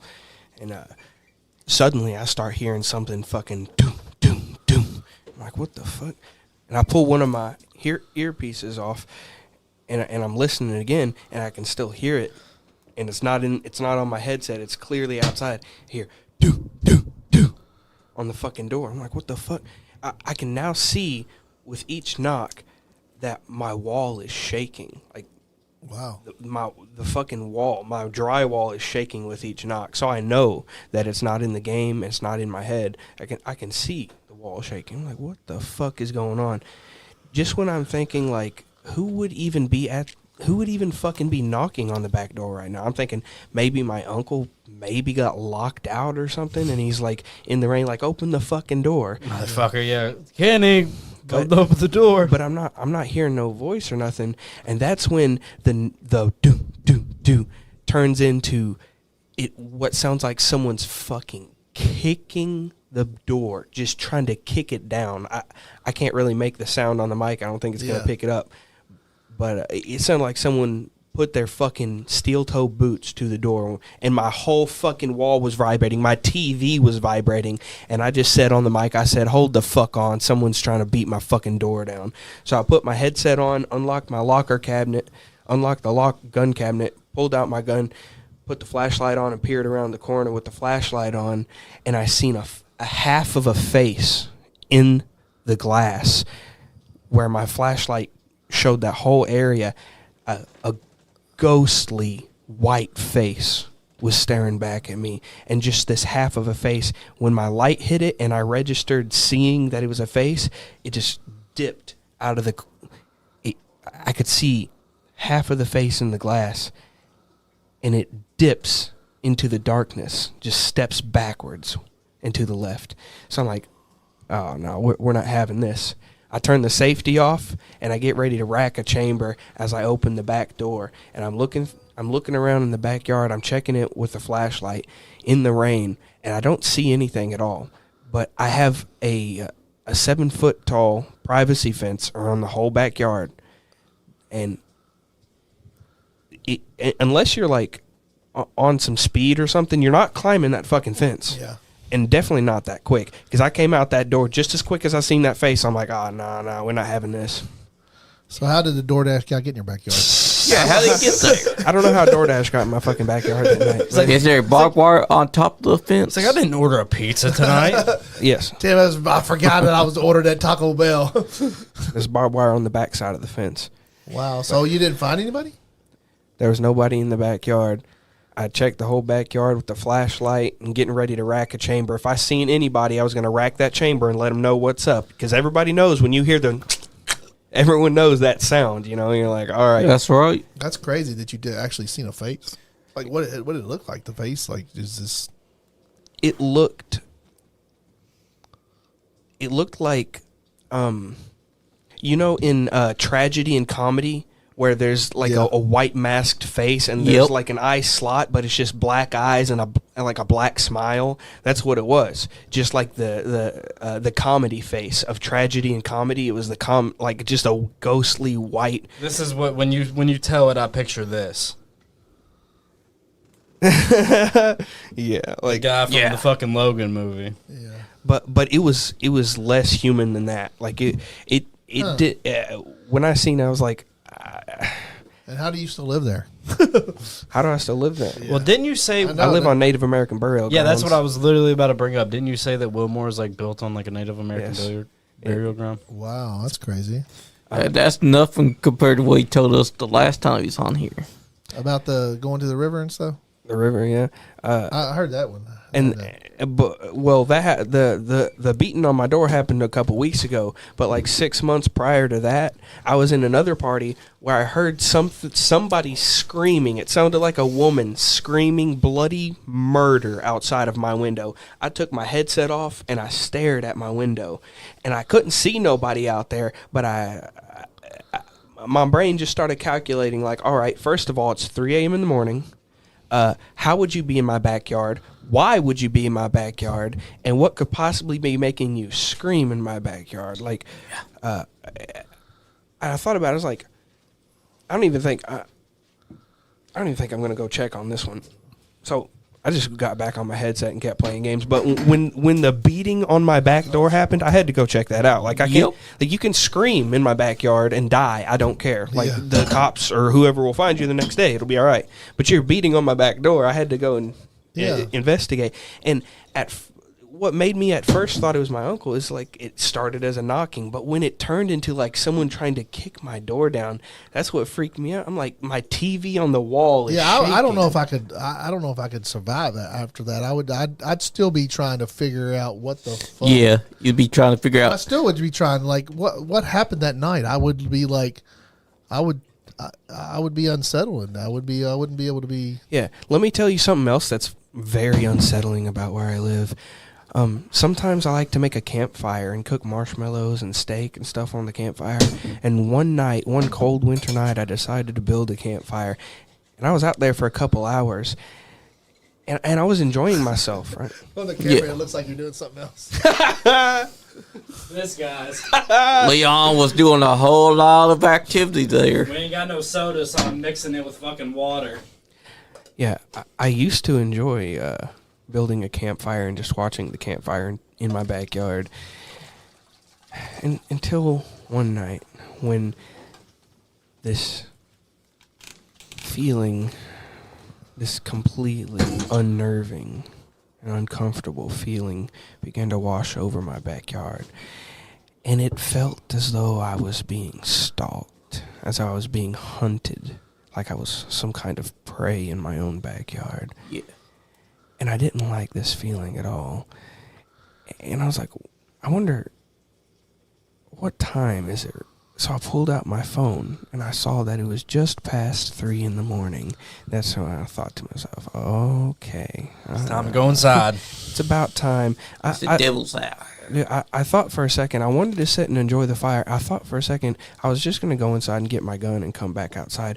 But that uneasy, uncomfortable feeling, it was like I was just being watched. And even if I had a gun, I wouldn't have felt comfortable. It felt like something was just staring at the back of my skull no matter where I watched in the yard. I think that's the weirdest feeling of all, when you feel like you're being watched from behind. I know when in the around the neighborhood that you live in, I've as a teenager, I'd go walk around my friends at 3 or 4 o'clock in the morning just because we're fucking delinquent teenagers and shit.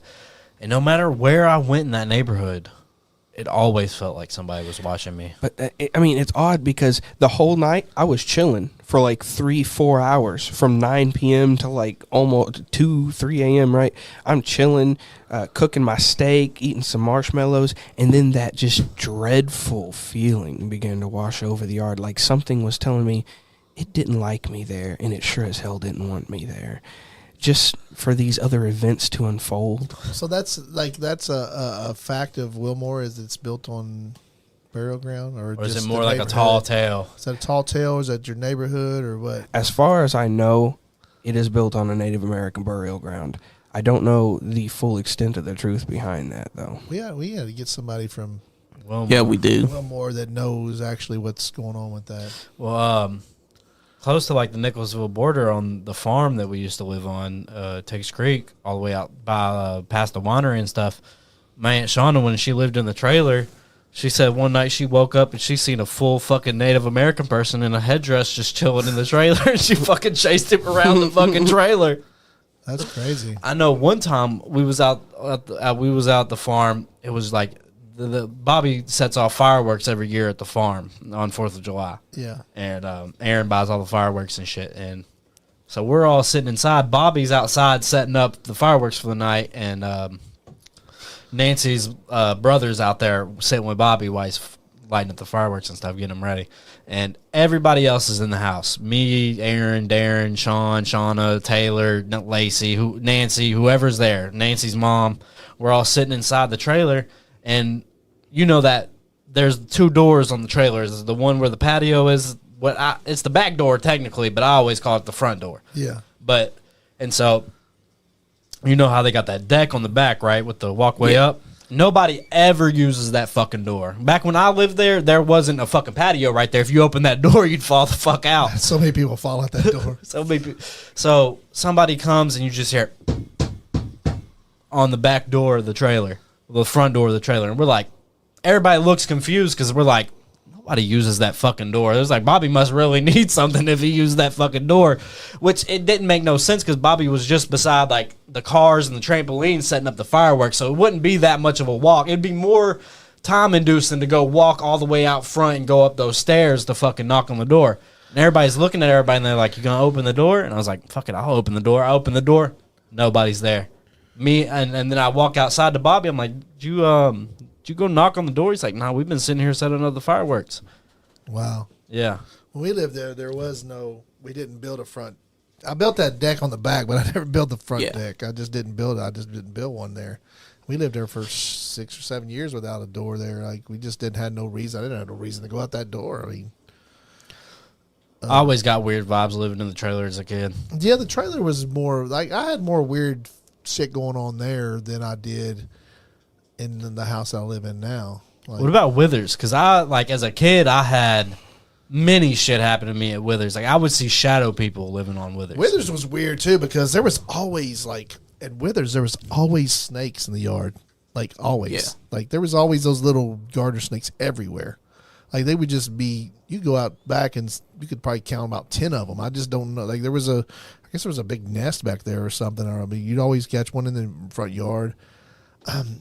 I never. You remember that time that I kind of did get creeped out there a few times. Withers? Yeah. I remember one time I seen a shadow person in my door, and I was waking up out of sleep, and I went into Mom's room to tell Mom that I'd seen a shadow person. And Mom said that she seen one standing behind me, and we both freaked out. And we beat you the fuck up that night because we wanted to wake you up. I do remember that. Yeah. Your mom, like, she has crazy. All right, cool. She has. Is he leaving? No, he's going to the bathroom. Going to the bathroom. So Nice Guy Andy Go down the got hallway past past these stairs. It's the one on the left there. Nice Guy Andy got beat up while they were trying to wake him up. There was, I mean, he ought to have his mom in here because she has some crazy stories. Like she can see stuff. Like you really have your mom on here telling some stories. Yeah, we might get her on the next episode because she would see shadow people especially over there. Like she would Withers. I seen like I've never seen a shadow person other than there, and I've seen them at least twice. Wake up screaming and like. Wendy said no. You were awake when they were beating you up. You should tell that story like about the two. She tells a story about two kids like in the closet talking to each other, and then was that on Withers? Yeah, because I remember her fucking. I remember the night that happened. Yeah, she has a story where she can tell it way better than I can, but she woke up and she was like, I had a story. There was two, like beside her bed. They were sitting in the bed like Indian style across from each other talking. Yeah, and two kids, and then woke up the next morning and there was like we checked the news or something, and there was like the two kids that got killed at the Red River, like not really Red River Gorge, but closer to where we lived at, somewhere in Nicholasville. I think they I don't know how they got killed or whatever, but it was just odd that the next day and then like out at the farm, she would wake up in the morning and be like, she'd call her mom and be like, hey, I had a dream that there was two cows that died last night, and your dad. She was like, your mom was like, your dad was up there burying two cows a day this morning. Like it's she would know, like, and her grandmother was clairvoyant too. So yeah, but she don't really do much of it anymore. Like I think she's blocked it out of her mind. Like she didn't have very good control of it when she was younger, I guess, but she's blocked it out of her mind a lot. I don't know. She said they was brother and sister. A car wreck. It was a brother and sister, a car wreck. But I mean, I've found arrowheads and stuff out there on the farm, out there on Tiggs Creek, just like digging in the dirt and shit. Who knows? You know, who knows the and then history of all that the way if you go in the back, there's a hot box out there. You know what the hot box is? You remember in Django when he's like they introduced Django's wife. He's like, you need to go get Broomhilda out of the hot box. He's like, she wasn't supposed to be out of the hot box for another week. He's like, you better go get her. And they open up the big old steel tin. Yeah. And she's sitting there laying in a fucking tin box, and they throw water on her. You remember that part in Django? Yeah. There's a hot box out there on the farm. If you go all the way to the back, like there's like a creek, and then up on a hill, there's a hot box right there. Huh. That's right. I didn't know that. Yeah, I've seen it a couple times. Maybe give her a call. Maybe she'll talk to you on the. I'd rather have her come in. Maybe next episode we'll invite my mom to come on. I know that my house has a few weird things happen. Like I don't want to hear about your sex life, Johnny. My little cousin. Oh, your little cousin. That's no, not that. My little cousin. I thought that was Party Man. Party Man is the one that fucks his cousins. Thank you very much. Nah, my fucking my little cousin had a weird experience with a closet. That I swear there's kids that live experience with a closet. I did too with my cousin when I was a kid. Experiencing. You did what? Coming out of the closet? My girlfriend said that like people in her family have fucked their cousins, married their cousins. I'm like, no. I'm like, you're from Ohio. I'm from Kentucky. I was like, you should be saying I should be saying incest shit to you, but you're the one saying incest shit to me. Crazy. Unfortunately. So, you said something, Johnny, about Well, keep with your story, and then I'll ask this question. My apologies. My cousin, I swear there's something that's inside that closet because she was 9 and she was giggling at nothing. She kept on wanting to stay inside this basket that was inside the closet and was looking at it all the time. I'm trying to figure out what the hell are you looking at because there's nobody there. And she's giggling at this thing. We can't see it, but a kid and an animal, they can see what's there that we can't. I have a weird story about my daughter. So about like a month ago, Taylor's grandpa died, and so they took Sissy and Taylor and her sister and her mom and dad went all up to her grandma's house in like Toledo, Ohio, and they've said, "Hi, Mom." And they've said this house is like haunted as fuck. They always hear shit. They always see shit. And Taylor goes upstairs, and like I guess they got a playroom for kids, and Sissy's up there talking to somebody. And they said, "Sissy, who are you talking to?" And she said, "The angels." Huh. And Sissy, I'm not a very Christian household. Sissy don't know what the fucking angel is. You know what I mean? Like, Yeah. So like that was weird. But she was speaking to someone that she speaking could to see. somebody. Oh yeah, kids like I feel like kids talk to a lot of people. Like if your animal is acting up and you don't know what it's looking at and it's just barking at a corner, it's because it's probably seen something that's there that you can't. So you said we're gonna go on investigations. Where are we gonna do? Yeah, because Nick Himes, he told me why I think we should go to the he farm. why he wasn't talking to us and all that. It's because he wasn't feeling vibes with certain someone. But he wants to do investigations with us here soon, about June, maybe near October. He's got the equipment and everything.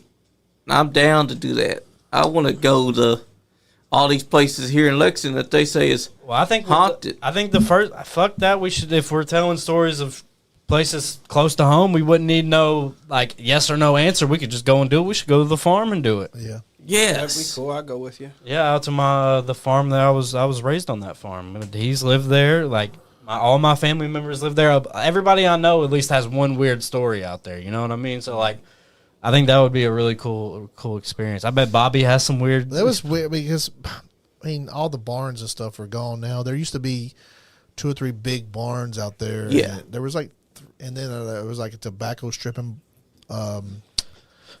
building, and it was like made of blocks, and it was kind of creepy when you'd go up there and living there when those big barns and stuff were there and they were empty. It was kind of creepy, you know. It's like you have these big buildings up there that used to be lively and had things that lived in them and people that probably lived in them, and Yeah. now there's nothing, and it's kind of like falling apart, and it's like kind of desolate. yeah. You look at stuff and like. I always like I've been delivering UPS a lot lately, and I'll be going down some roads, and I'll see or I'll visit somewhere that used to be like really, you know, you go to an older house and it used to be super nice, and now it's just ran down. It's like Those walls could talk. Type yeah, deal. that like this place was a very energetic place at one point, and now it's like a sad, depressed place. And you can looking, kind of because- feel both energies coming off Yeah. of it. You know what I mean? Whenever you see a house like that, you're like, I can feel the birthday parties. I can feel all the people that's lived in this house. almost like you can get if you look at an old, dingy, dirty place, you can. Sometimes I can vision it as like a light. Oh yeah, beautiful- definitely. beautiful paint. Like you get that vision, like all of a sudden Yeah. it's a flash of Like you a get that- flashback. Yeah, you go back in yeah, time. almost and see like it. you've been there before in deja vu, and it's like a flashback of this place is totally different, and like almost like the other day I was at a place and I was almost like feel like I would seeing like kids running in the yard and just like then it's like it's all gone, and it's like, oh, deliver the package, and then but it's like it's weird that like some places used to be lively. new and lively, and now they're Yep. old and depressed looking, and then but like you can look And at do them you and still see the energy of that And place. do you think that it's holds? almost like it still Yeah. still exists at do the you same think- time? Do you I don't think know. that holds a strain on a place? Like, do you think there's a do you think houses and places like that hold an energy where it's like it kind of like the place itself kind of reminisces back on an old day when this place was lively? Yeah, almost like it's in some sense it still looks like that at the same time as looking like it looks now. Yeah, if it makes any sense, it's like Yeah, it makes sense. time is stand still, like almost like the house is like, look at what I used to be. I don't know what that is. I don't know what that whole, because I mean lately I've been to places and be like, and I'll see an old place and I'm like, bam, flashback, and it's like, Yeah. look at what I used to be, and then all of a sudden it's like, okay, deliver the package, and then you're Like I can almost see like the rope that's holding the tire swing on this tree. You can almost see it. You know what I mean? yeah, Like, it's like what I've did that so many times lately. It's like, I'm back, backing out, being out in the, I was working in the hub for the last 3 or 4 years, and just seeing that stuff, and then, that place has energy all into its own. like I've heard like security. I've talked to security guards and shit, and they've been like, yeah, like on the weekends the security still has to work. yeah, We might not be there, but the security, and they have to go in almost like every couple hours to check the building. They'll be like, yeah, I've been in there 3 a.m. dark as fuck. The place is not, and you'll feel like you're hearing belts going, and you'll hear fucking radio static and shit like that. Like UPS has its own. People have died in there.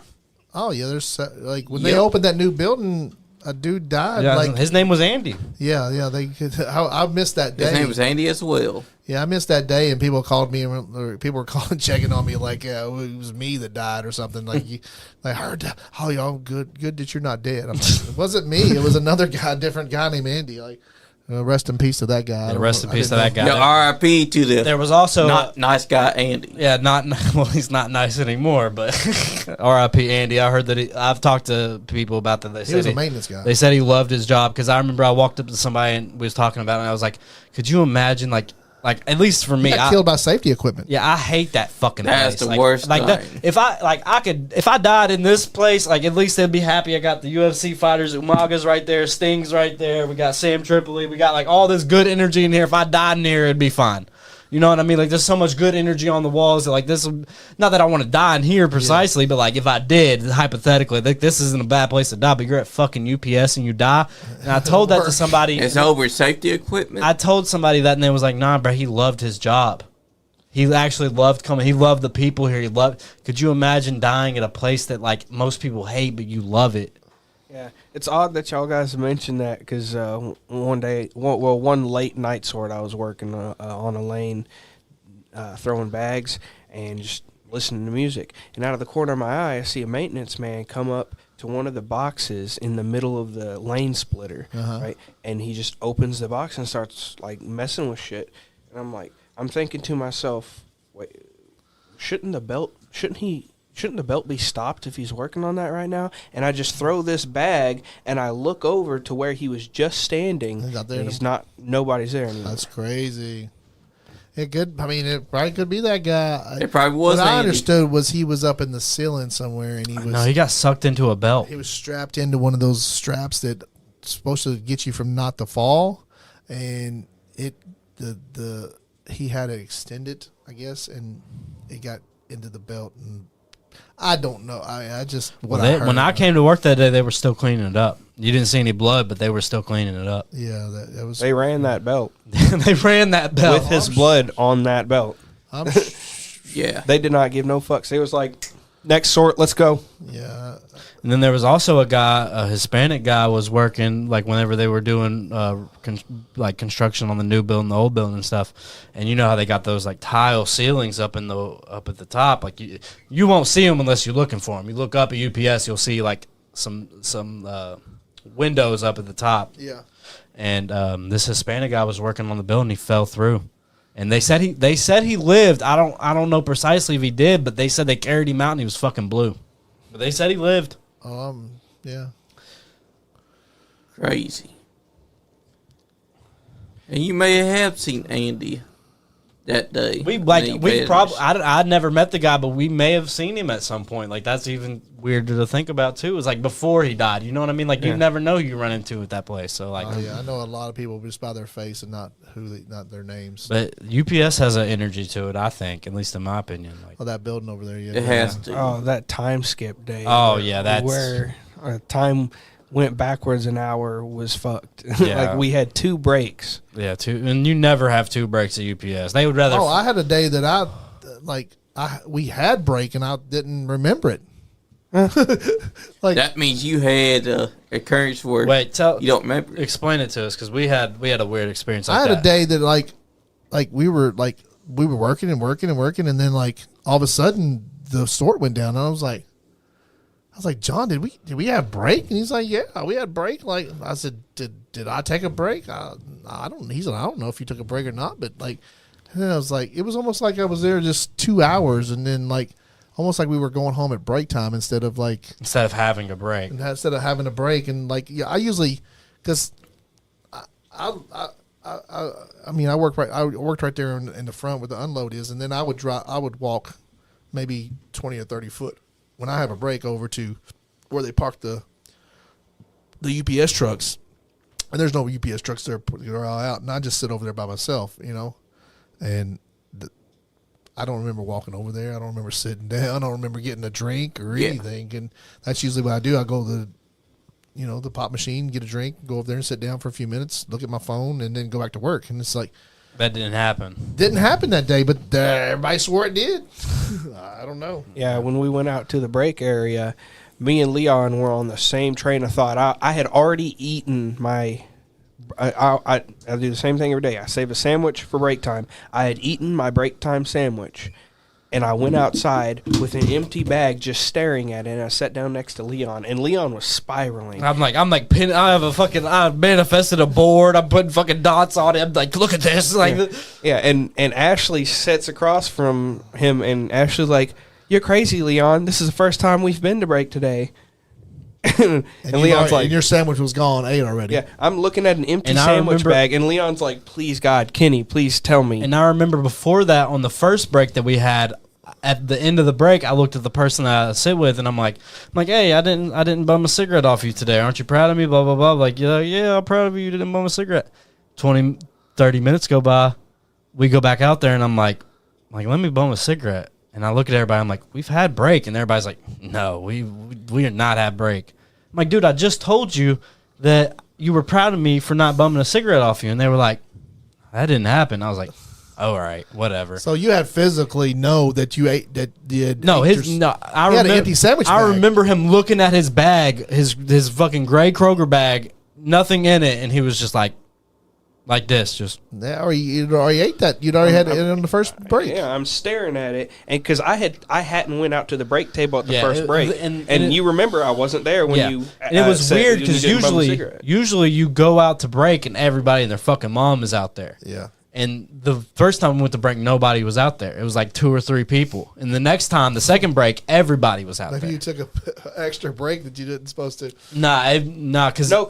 Because we all went down on the inside. I took break inside. Everyone was just chilling. You ever went and used the bathroom and like sit in there and you like taking a dump or something, and then break is called? Yeah, and then you're like, yeah, very graphic. It's like, fuck, I'm taking a shit and break is called. Yeah, you've already sit there long. You took an extra long break, and then you get out of there, and then it's like, oh, we just had break, and it's like you got a minute or two. You're like, fuck. But not, I should have saved my shit for like after break. I get an extra break. But I'm sitting there explaining to people, I'm like, nah, we've had break, and everybody's like, Leon, you're crazy, you're losing it. And I look at Kenny, and we don't even exchange words. We just look at each other like this. We're like, and he's like, nah, Leon, we've had break. He's like, I'd be eating my sandwich right now if we didn't have just break. Just that cold, dude. I looked over, I'm like, no, we definitely had break. I'd be eating my sandwich if we hadn't. And I looked over at Ashley, and I'm like, I just shook my head at her. I'm like, life is weird, ain't it? Like, what makes think, like, did you actually have 2 breaks, or is it just something that you guys? Me and Kenny still wonder if we'd still be there if me and him didn't come out to break. Like, how many times we're locked in a cycle, time loop. How many times did we have break and we don't remember it because me and Kenny finally met up? It was like this happened. You know what I mean? Maybe we got broke yourself out of the loop. Yeah. So now a lot of times I'll go to the break area just to get out of UPS because I want to meet with Leon and make sure the end of the day is coming. And to me, that makes sense. And to me, the weirdest part of that story is like over in my area, if it's slow, I got a rolly chair like this, and I'll just sit there on my phone, and like usually I will remember what the fuck I looked at on my phone. You know what I mean? Like you sit there, you watch videos, you do this and that, you listen to a podcast, music, whatever. Yeah, I can't recount for the 30 minutes that we lost of the first break to the second break of what I did on my phone. I just remember I sat in my chair and looked at my phone, and when break hit, it was like a missing time. Like time was missing. Time is weird because like there'd be days when if I work in the hub, I work 4 or 5 hours, and then it seems like it takes forever. And then you work a Sunday sort. You work a whole Sunday sort for like 2 hours. I worked 12 hours the other day out driving, and it was like, oh man, it's like I'm still energetic. I'm still like it almost like it was like less than those 4 hours that you put in, and it just time is just weird. Like depending on what you're doing, and I guess if you're dreading something, it takes longer. It seems like the longer. If you're enjoying something, it's like it's really fast. Like That's right. time, and as you get older, it seems like time just Goes faster. because like it was Thursday the other day. I felt like, oh shit, what happened to Tuesday and Wednesday? Like what Right. happened to those days? Like did I even? It's already Thursday, and I'm getting paid tomorrow, and it's like what the. That's how I felt last Tuesday when I Connolly, for some reason, You thought fucking that. deserved it, Johnny. No, you I fucking did deserved not. it. What happened? I'm gonna have to have a talk with Icon. He attacked me because for some reason he blames me for why he lost. He said that neither you or me was there, but you was there. I was there. Yeah, I didn't, Well, you were there after he lost. yeah. After he lost, he And now he's talking about pretty he'll upset. attack you. He's pretty upset. I don't think he'll attack me, but I will have a talk with him. I wouldn't put past him, Andy. He's pretty I livid. would love to have some wrestlers come on a sip with the Supernatural. 'Cause, Yes. like all that time on the road, there has to be some wrestlers that's like you go to a gas station, some weird Scott- shit like happens. Scott Diamond yeah, told us Scott that. Diamond had a weird Maybe ghost. we can have him back on the show, and he can talk about that. That's right. Bring him uh, on to the Sip with Supernatural. Hey, Larry D's wife, Paige, she's a female wrestler. She has some great stories. yes, she does. B Money, B Money, and Donnie Green told a really good story of Alexis Green probably could tell a good story. Yeah. There's no telling how many wrestlers have dealt with the Because Supernatural. I mean, that they've on the not told road you for know. that long, you stay in enough weird motels and just like Stay in people's houses. stay at people's houses on the Stay in their road, the basement. fucking interstate. After a while, Sleeping in their cars, I'm sure. After, Yep. after the interstate gets weird after a while. There's times where I'll drive on the interstate where I'm not fucking driving. Yeah. I'm driving, Yeah. but I'm not fucking driving. You know what I mean? Oh, yeah. You know how long we've been on here? Rest stops Yo, are weird, too. Talking about the highway. I was coming back. I say we do another 30 minutes. I'm having a good time. Yes. Everybody else having a Who good cares? time? Just keep going. Let's keep going. Fuck it. I was- I ain't got no kids. Tell what you're saying. I was coming back from Knoxville, and I'd been up for nearly 72 hours. Barely, maybe 3 hours of sleep in between these 72 hours, right? And I remember my eyes would keep starting to cross, and I would try and force them not to cross, but they'd slowly start to cross, and that yellow line would slowly become a double line. It would slowly turn into 2 lines, and I would keep forcing that double line to come back into focus because I'm losing consciousness. I'm starting to fall asleep. This double line would keep coming up, and eventually, I guess I couldn't keep hold anymore, and I don't remember being awake. I just remember the yellow line coming to a complete V shape, and I was just driving down the middle of the V because it looked like I was in a lane. Because when I saw the double vision, I just tried to drive down the double vision. Next thing I knew, what woke me out of this unconsciousness was flashing blue and red lights of a highway sheriff sitting on the side of the road. And when I came to, very quickly those 2 lines became one, and I realized I was driving directly on a yellow line, like splitting right on top of the lane and doing about 25 miles per hour on a interstate crazy. highway. He flashed his lights at me, and I was expecting to get pulled over, but no, I just jumped back into the correct lane, started getting my speed back up, and he never turned around and came after me. He just woke me up. But he was late. I have some. This is something I sent to the podcast group chat with the Supernatural group chat. Yeah. And it's Lexington's favorite haunts. If y'all don't mind me reading off some of the stories. Sure. All right. This is Lexington Courthouse. The former Lexington Courthouse building at 215 West Main was completed in 1998 Well, not 1998, 1898, and became home to the Lexington History Museum in 2003. I know I've been at that Lexington History Museum. If you go on the top floor of that shit, it's weird. You ever been to the Lexington Museum? Is that the old courthouse? The old courthouse. I've been underneath it. There's tunnels underneath the Lexington, courthouse. yeah. Well, because they're not very tall. They're probably about 5 foot tunnels. this is somebody we may be related to. Museum manager Deborah Watkins says that she has had several ghostly encounters in the building. We know a Deborah Watkins? I don't know. We need to find her though. Yeah. Which is believed to be the site of a grisly hanging outside the second-story window in the 1880s. The existing structure is built on the foundations of the building where the hanging occurred. We had lights turn on and off, chairs move, and doors open and close, Watkins said. Watkins reports that she had one volunteer quit after feeling he had been grabbed while cleaning alone one night. Inevitably, Pussy. the volunteer had... the volunteer... Fucking bitch. What's his fucking name? Let's kick his fucking ass. Yeah, we will. Fucking pussy. The volunteer had previously heard voices and footsteps in the building, but said he had just couldn't tolerate the sensation of being seized by ghostly hands.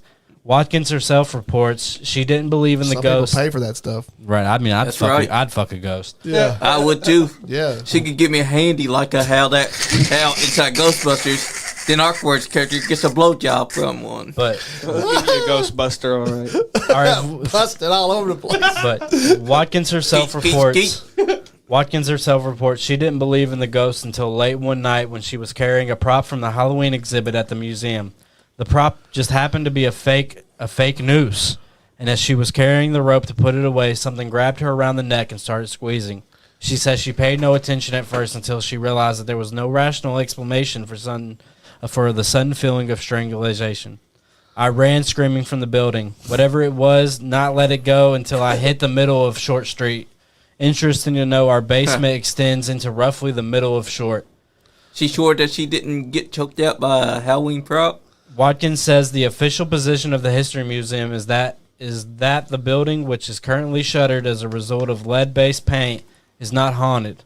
For her own part, she is not afraid of the place and is eager to return to the building. That's the Lexington courthouse. We need to find this Deborah Watkins person, yeah. Yeah. We need to She's find y'all's relation, probably. She probably is. I mean, Oh, definitely probably get to us somehow. Y'all ever had any experiences with sleep paralysis? one time. Oh, damn. One time, it was right after my friend Amelia had passed, and I was sick, and I was downstairs in the basement of his house, and I'd either got picked up from school or I didn't go to school or something, but I got in bed, and I just felt a tightening on my fucking chest while I'm in bed, and I'm like I got the blankets all over me. I don't know if it was more sleep paralysis, but it's kind of in the same vein. But I had like two blankets, and I kind of tucked myself in to be as comfy as a bug in a rug. You know what I mean? You want to get comfy when you're sick. And I feel this like energy on my chest, and I'm like, I'm not that sick, but like I want to I feel this energy, so I'm trying to move and shit, and I can't move. So I'm like, fuck it, I'll let the wind take me, and I just fall asleep. That was the only weird experience close to sleep paralysis I've ever had, to where like I couldn't get up. I've had two polar opposite experiences with sleep paralysis. And one while I was about 12, and then another when I was around, let's say, maybe 19. So, first one, it was a nice, calm night. And I woke up in the middle of the night. My eyes just flash open. And I feel a presence in the room, but I can't move. Like, I want to move, but I can't.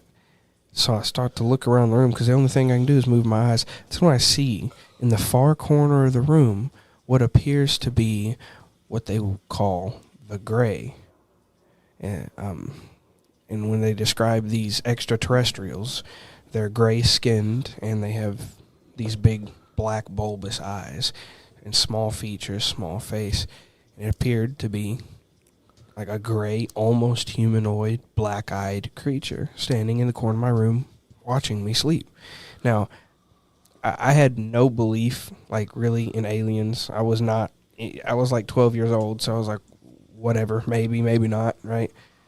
when I seen that creature in the corner, immediately it spiked my heart rate up. I was like, what the hell is going on? Because I can't move, and now something is watching me sleep. Yep. But it was as if it telepathically communicated to me and told me, it's all right. I'm not going to harm you. And immediately I got this calming sensation that just slowed my heart rate and told me everything was going to be okay. And although I was not very tired, I just decided to close my eyes and try and go back to sleep. And I did. Went At least it didn't probe you. Right. But it was weird. Like that. Darn. It was weird because Damn it! Yeah. Rats! It was weird because when I seen it, like, all my muscles felt like they were locking up tense, like I was trying That's to move. what I but felt couldn't. that same. I don't remember the story or anything why it happened, but I feel like I've had that like several times in my life, and I mean, as a kid, I don't think I've had it as an adult, but I had that sleep paralysis when I was a kid. Maybe because of a dream set it off, or something I thought was watching me in my bed, or it's usually like something that was watching me in my bed. I feel like, but I know that feeling, that paralysis. When somebody says sleep paralysis, I know that feeling. Do y'all know what that feeling is? To me, I just feel like it's like we've all had it's like somebody put an anvil on your chest, and like you want to move but you can't. Kind of. I've never really had sleep paralysis, but I've had like maybe pre-sleep paralysis where like I'm trying to get out of bed but I can't. If that makes any sense. Yeah, it's like me too. It's like if I feel like that, just like I'm laying there and my arms and my legs don't work, and you can't do anything, and it's like I just feel like that I've definitely had that feeling. I definitely, like, that's definitely a memory, but like why I had it, I don't remember why I had it, or I don't remember any kind of story why I had it. Or Now, if Mr. Gray is out there listening, I have to applaud you. That was good work, keeping me nice and calm. I appreciate that, because the next experience I had was not nice. It was whatever this being was that decided to give me sleep paralysis. They call them sleep paralysis demons, per se. That first sleep paralysis didn't seem like a demon. You ever took fucking Benadryl? Have. Benadryl, I feel like I've done acid that wasn't as good as a fucking Benadryl. I'm just saying. I've done mushrooms and acid that wasn't as good as a fucking Benadryl.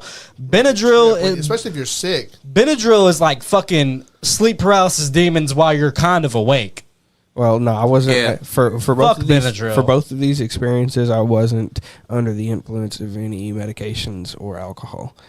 But for the second experience, it was much darker, and I was a lot older at this point, and I remember waking up to the sound of boots entering my room, because like you, Leon, I sleep very light. All it takes is somebody to open my door and I'm awake. I heard my door open, and I heard the unmistakable sound of boots on the ground walking towards me. You know how those boots hit the ground? Yeah. And I look up, and I see this black figure, absolutely pure shadow. Like there was no feet. The shadow men scare me more than fucking anything. Like I think if I seen like a bitch in period garb, I'd be like, bitch, get the fuck out of my house. You know what I mean? Like, bitch, get the. Lift that dress up. You know what I mean? I see some bitch in like Victorian clothes. I'm like, bitch, this is the 21st century. Lift Get the that fuck dress out. up. Like an actual ghost, Yeah. you would probably. Yeah, me too. I feel like that too. But it's like the black blob shadow people. Yeah. It's like that's the scariest ones. I think. Bring back Mr. Gray. Mr. That Gray, they Bulba got a Size, face. you were cool. G Yeah. Money, come on back home. We'll sit down and talk. Those Bring him on the shadow people podcast. Bring Gray bring didn't want Mr. Blair. Let's get the alien on the podcast, please. Let's get him in here. Yeah. Yeah, but He can stand right there on So it's camera. a shadow person. the shadow person stood over me, and immediately my body locked up tense, and I wanted to swing. Like I just felt my hands just try and come up for a hook, and I couldn't move. I couldn't move my hands. I was pinned down. That's when It's like an anvil's on your Yeah. chest, like what I explained earlier. Yeah, that's when this fucking creature took its hands, put it around my throat, and just started closing down, clamping on my throat. And I tried to grab at his hands, and I wanted to swing at his face, but like I just couldn't move. And he sat there and choked me back unconscious. I don't know if you've ever Mr. Gray, he was not. I don't know if you've ever lost consciousness from not being able to breathe. It's a very specific feeling of just that complete panic when you can't take a breath in. You had a weird story. Remember when you crashed your truck, and you said that you felt like you woke up and like you felt like you may have died, but you didn't die. I'm not sure that I didn't. I don't know. It's like my Subaru when I cracked my. Yeah, I think it was your truck, but I was just I don't know. I make a wrong turn, and then I was trying to turn around at close to the Constitution Park, and I turned into a lane, and another car was coming and hit me like in the side, T-boned me and flipped me over. And luckily I had my seatbelt on, but I was hanging like everything went black for a long time, and then I was like, all of a sudden I was hanging upside down in my car. It was like, and then like I didn't know what to do. It was like, so I reached over and got my undid my seatbelt, and then like, you know, you're hanging upside down, you fall down, and then you're like, and then you're like in this ball, and you're like trying to get out. You're trying to figure out how to get out the door, and and glasses everywhere, and it's like you just, and then I don't know, just like felt like my whole. After that point, everything had been going really great for me in my life, and seemed like my money was good and everything was good, and then like after that point, it just seemed like everything was like different afterwards, like almost like I went home to a different wife or in a different life, and things were just, I can't remember what all things were changed, but it seems like things were changed. Like it was almost like, and I remember talking to Dave, my Tai Chi teacher, and I was like, you know, did I die that day? You know, or like, I always feel like that maybe life brings you down a road and something happens and you die, but you don't die. You just keep going. You just, that story died, and you just, from that point on, you go into a different parallel universe. Parallel, like there's multiverses, like almost like if I died at that point, I didn't know I died, but I just kept on in the same. I went to a different timeline. That's how some people explain deja vu, is that you've experienced this in multiple timelines, and it's an event that you clearly remember. Almost like that person, that character died in that story, but like the story keeps going on as if you didn't die. Yeah, and it's almost like you just keep on going, and then there's been certain points in my life where I think maybe I died, and because this story seems so, my life seems so different now. Like, you know, it's like a lot of people changed in my life, and my job changed, and almost like when COVID hit, you know. Yep. I was having a great time when COVID hit. Like, the economy was really good. Everybody was making money. I was bartending in a great restaurant on the weekends, Saturday and Friday and Saturday night, and I had my own personal little like a Uber kind of delivery service where you'd call me and I'd go pick up your couch. I had a couple vans and I'd go pick up your couch. I was making money. I was making $4,000 or $5,000 a month just on that, and then I was making tip money from bartending. Bartending tip money is about $600-$700 a weekend on that, just 2 days, and then I was like working at UPS still and just doing part time, and I was just like killing the game, you know. And then all of a sudden, one day, go into work, and it's like, it's done. Right. Like, we're not coming back to work here. Like, we're closing the shop because of COVID. Like, we'll call you in a couple weeks, and it never happened. Never went back to that job. Never. Like, I was delivering furniture, and it stopped. You know what's... and then we started, like, Leon moved out of the basement, and I had an empty basement, and it's like, is it around the same time? No, it wasn't. I wrecked my car a little bit earlier than that, but it's like something happened and everything changed. Leon moved out of the basement. I had an empty basement. Had a kid. Had a grandkid. Had a kid after that, and it's like. Have y'all ever had this happen? That's what happened. That's why this place exists. Shout out the podcast. Have y'all ever had this happen where you're listening to something on like a podcast or a video or music, and you're like, I've never watched this before. This episode that came out 15 minutes ago, and I'm watching this, but I've heard this all before. Has that ever happened to anybody? Like, I've listened to a couple Joe Rogan interviews where I'm like this interview came out 15 minutes ago, but I listened to it like a month ago. I've definitely done that. I can't.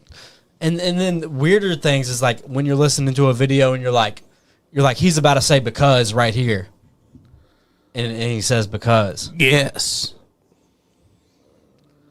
Yeah, life has weird anomalies, but I think It does. I think that's what makes life, and the fact that we're all so interested. We've did podcasts and shit, but I think this is one of the more interesting discussions I think that we've had today. We had the Jeff guy in here, and we've all been telling stories and just intakes on life, and like life can be weird, life can be beautiful, life can be all these things, but like I think the weirdness kind of adds to the beautifulness. Like if it was all just peaches and roses, like I want a little ghost here and there. You know what I mean? Well, If I'm you, I want a dude in my backyard that just disappears. There is that theory about like the perfect dystopian reality can't exist because for some reason it would all come crashing down. Like there's some type of deal where the peace just can't be held, it can't be had. You think that maybe when you had that guy beating on your back door, you were sitting there playing and maybe you fell asleep just for a second or two and woke up? I can't fall asleep in my chair. I have to get in my bed and fall asleep. Maybe woke up, or maybe something happened that you woke up in a different timeline, and then like That's good rationality. and then went to the door, and then like all of a sudden the simulation or the timeline like remembered that you wasn't supposed to be there, and then it popped you back, and that way when you looked outside, it wasn't there. Possibly. I used to have a real weird theory on life itself, but I used to do a lot of acid and shit, so like my mind kind of got fucking wrecked But, for a hot minute. But I don't believe as much that was any type of actual person. That was some type of supernatural event. Like and when you how old is that house you live in? Maybe it was an event at built some in the point. 80s. Maybe it was an event Said at the some point. 80s. Something maybe happened that was traumatic to the person. Maybe that was a ghost and something happened traumatically at that point. Maybe they were beating on the back door because something was going on inside and they needed to get in there. And then like when you opened the door, it was like, reset it or something. I don't Could know. have happened. As far as I know, nothing has ever happened to that house. No people have died. No traumatic events. Have you known the people that owned the house? Yeah, my grandpa owns it. He bought it back in the 80s, like 85. That's great. It's just who knows? Like who knows what? I mean, who knows what ghosts and stuff are? Are they That's like? right. Are they real ghosts? Are they trapped in a loop? Are they trapped in a Could it be alternate universe? Is it a soul that's trapped like here and it has to do this certain thing over and over again to try to fix it the same way and it never does fix? or is it like time lapsing in on itself and that person is seeing you? Yeah. That could be Maybe that was possible as well. maybe that was your grandpa, and he was like, "What's this fucking dude with long hair doing in my fucking?" And they're like, And then he maybe he has a story somewhere. I heard a weird story on one of these little like ghost podcasts that I listened to. The dude was like, when I was a kid, I was walking around this forest, and he's like, I'm just playing in sticks and dirt and shit. And he said, I seen this guy. Well, no, he said I heard barking of a dog, and the dog came out, and it was a golden retriever dog. And then like 5 seconds later, a man came out, and he looked at the kid, and the kid looked back at him, and he said, he's like, what the fuck is this? And the guy was like, hey, chill out, don't run. And the kid started running, and then 20 years go by, and the guy, his girlfriend has a golden retriever dog, and he goes to walk the dog, and he comes out of this forest, sees himself. and he sees a kid, and he's like, hey, what are you doing? Don't run away from me. And he said that the kid kind of looked like him at back when he was a child. That's saw crazy. himself. That's crazy. That it loops like you almost loop back in on yourself, like you see yourself, your old. Yeah, like time. Yeah. They say time is weird. I think like, time you is know? stagnant. I don't think time is like an ever. I think all time is happening at once. You know what I mean? I do too. There was a theory about all that. Everything that happens at the same time. Like, is it a simulation? Are we in a computer program somewhere? Are we in the Matrix? That's what I'm thinking. I hate watching my girlfriend play The Sims because that's all I can ever think when she's playing The Sims. Somebody. You're right. The Playing Sims us like that. Yeah. I feel like The Sims is just something to mock us because we're playing the simulation and we're in the simulation ourselves. Somebody said September 10th, 2008 is when all the timelines messed up. I don't know that significant. What is Oh, that's the King CERN. Dogbot. Are they talking? I think The first beam was successfully steered. The CERN. 27 kilometer ring of the LCH. I work LCH, sir, and that didn't happen. No, I'm playing. I think they're referencing the CERN react the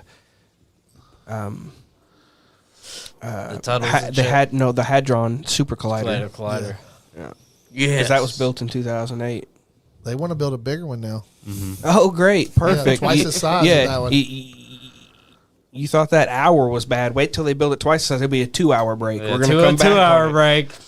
Yep, Thanks. because scientists are crazy. Yeah, I got 2 cigarettes that day, so Yeah. Yeah, it's kind of odd because they got to really break don't 2 know. peanut butter and jellies that day. They really don't know what they're messing with by doing this. Like they're getting some information, but they July have no. 5th, 2022, the LHC detectors started recording high energy collisions at an unprecedented energy of 13.6 trillion electrovolts TV.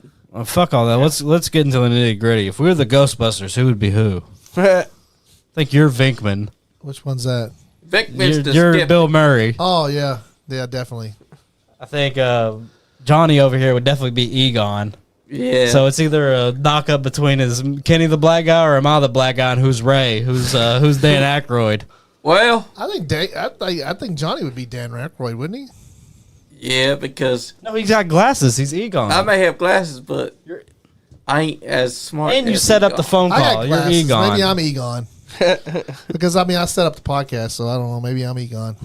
It would be like I know that this will be a long shot, but it would be so cool to have Dan Aykroyd to come in and talk about ghosts. Yes. Right, Also, his because aliens. because Dan Aykroyd's a big like he said the Ghostbusters movie is written about his family. If we could get, Did you know that, Kenny? The Ghostbusters movie is he originally wrote the Ghostbusters. Dan Aykroyd wrote the Ghostbusters about his upbringing with his I think his mother and father were like would that the exorcise demons. so that the new that's one? why the new Ray newest, gets his dick sucked. is that the newest? Ghostbusters? I've never seen the new. There's 2 new movies. No. I've I've never seen it, seen those but they No, don't I'm talking stack about the up to- original Ghostbusters. Like whenever he was writing the scripts, the original concept for the Ghostbusters was about his upbringing with his. I think his mother and father were like they were Did exorcists. Dan Aykroyd write the? Yeah, he wrote the Ghostbusters. Yep.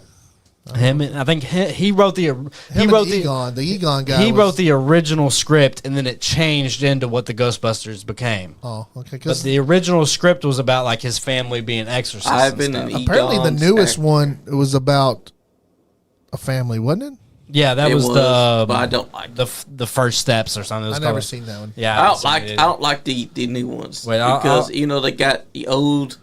The one with Actors. the one with the women in it is my favorite. You just say that No, because- I did because you not wanna hate that bang. movie. Everybody and their mom told me it That was the movie worst sucked. fucking movie ever, and I watched it.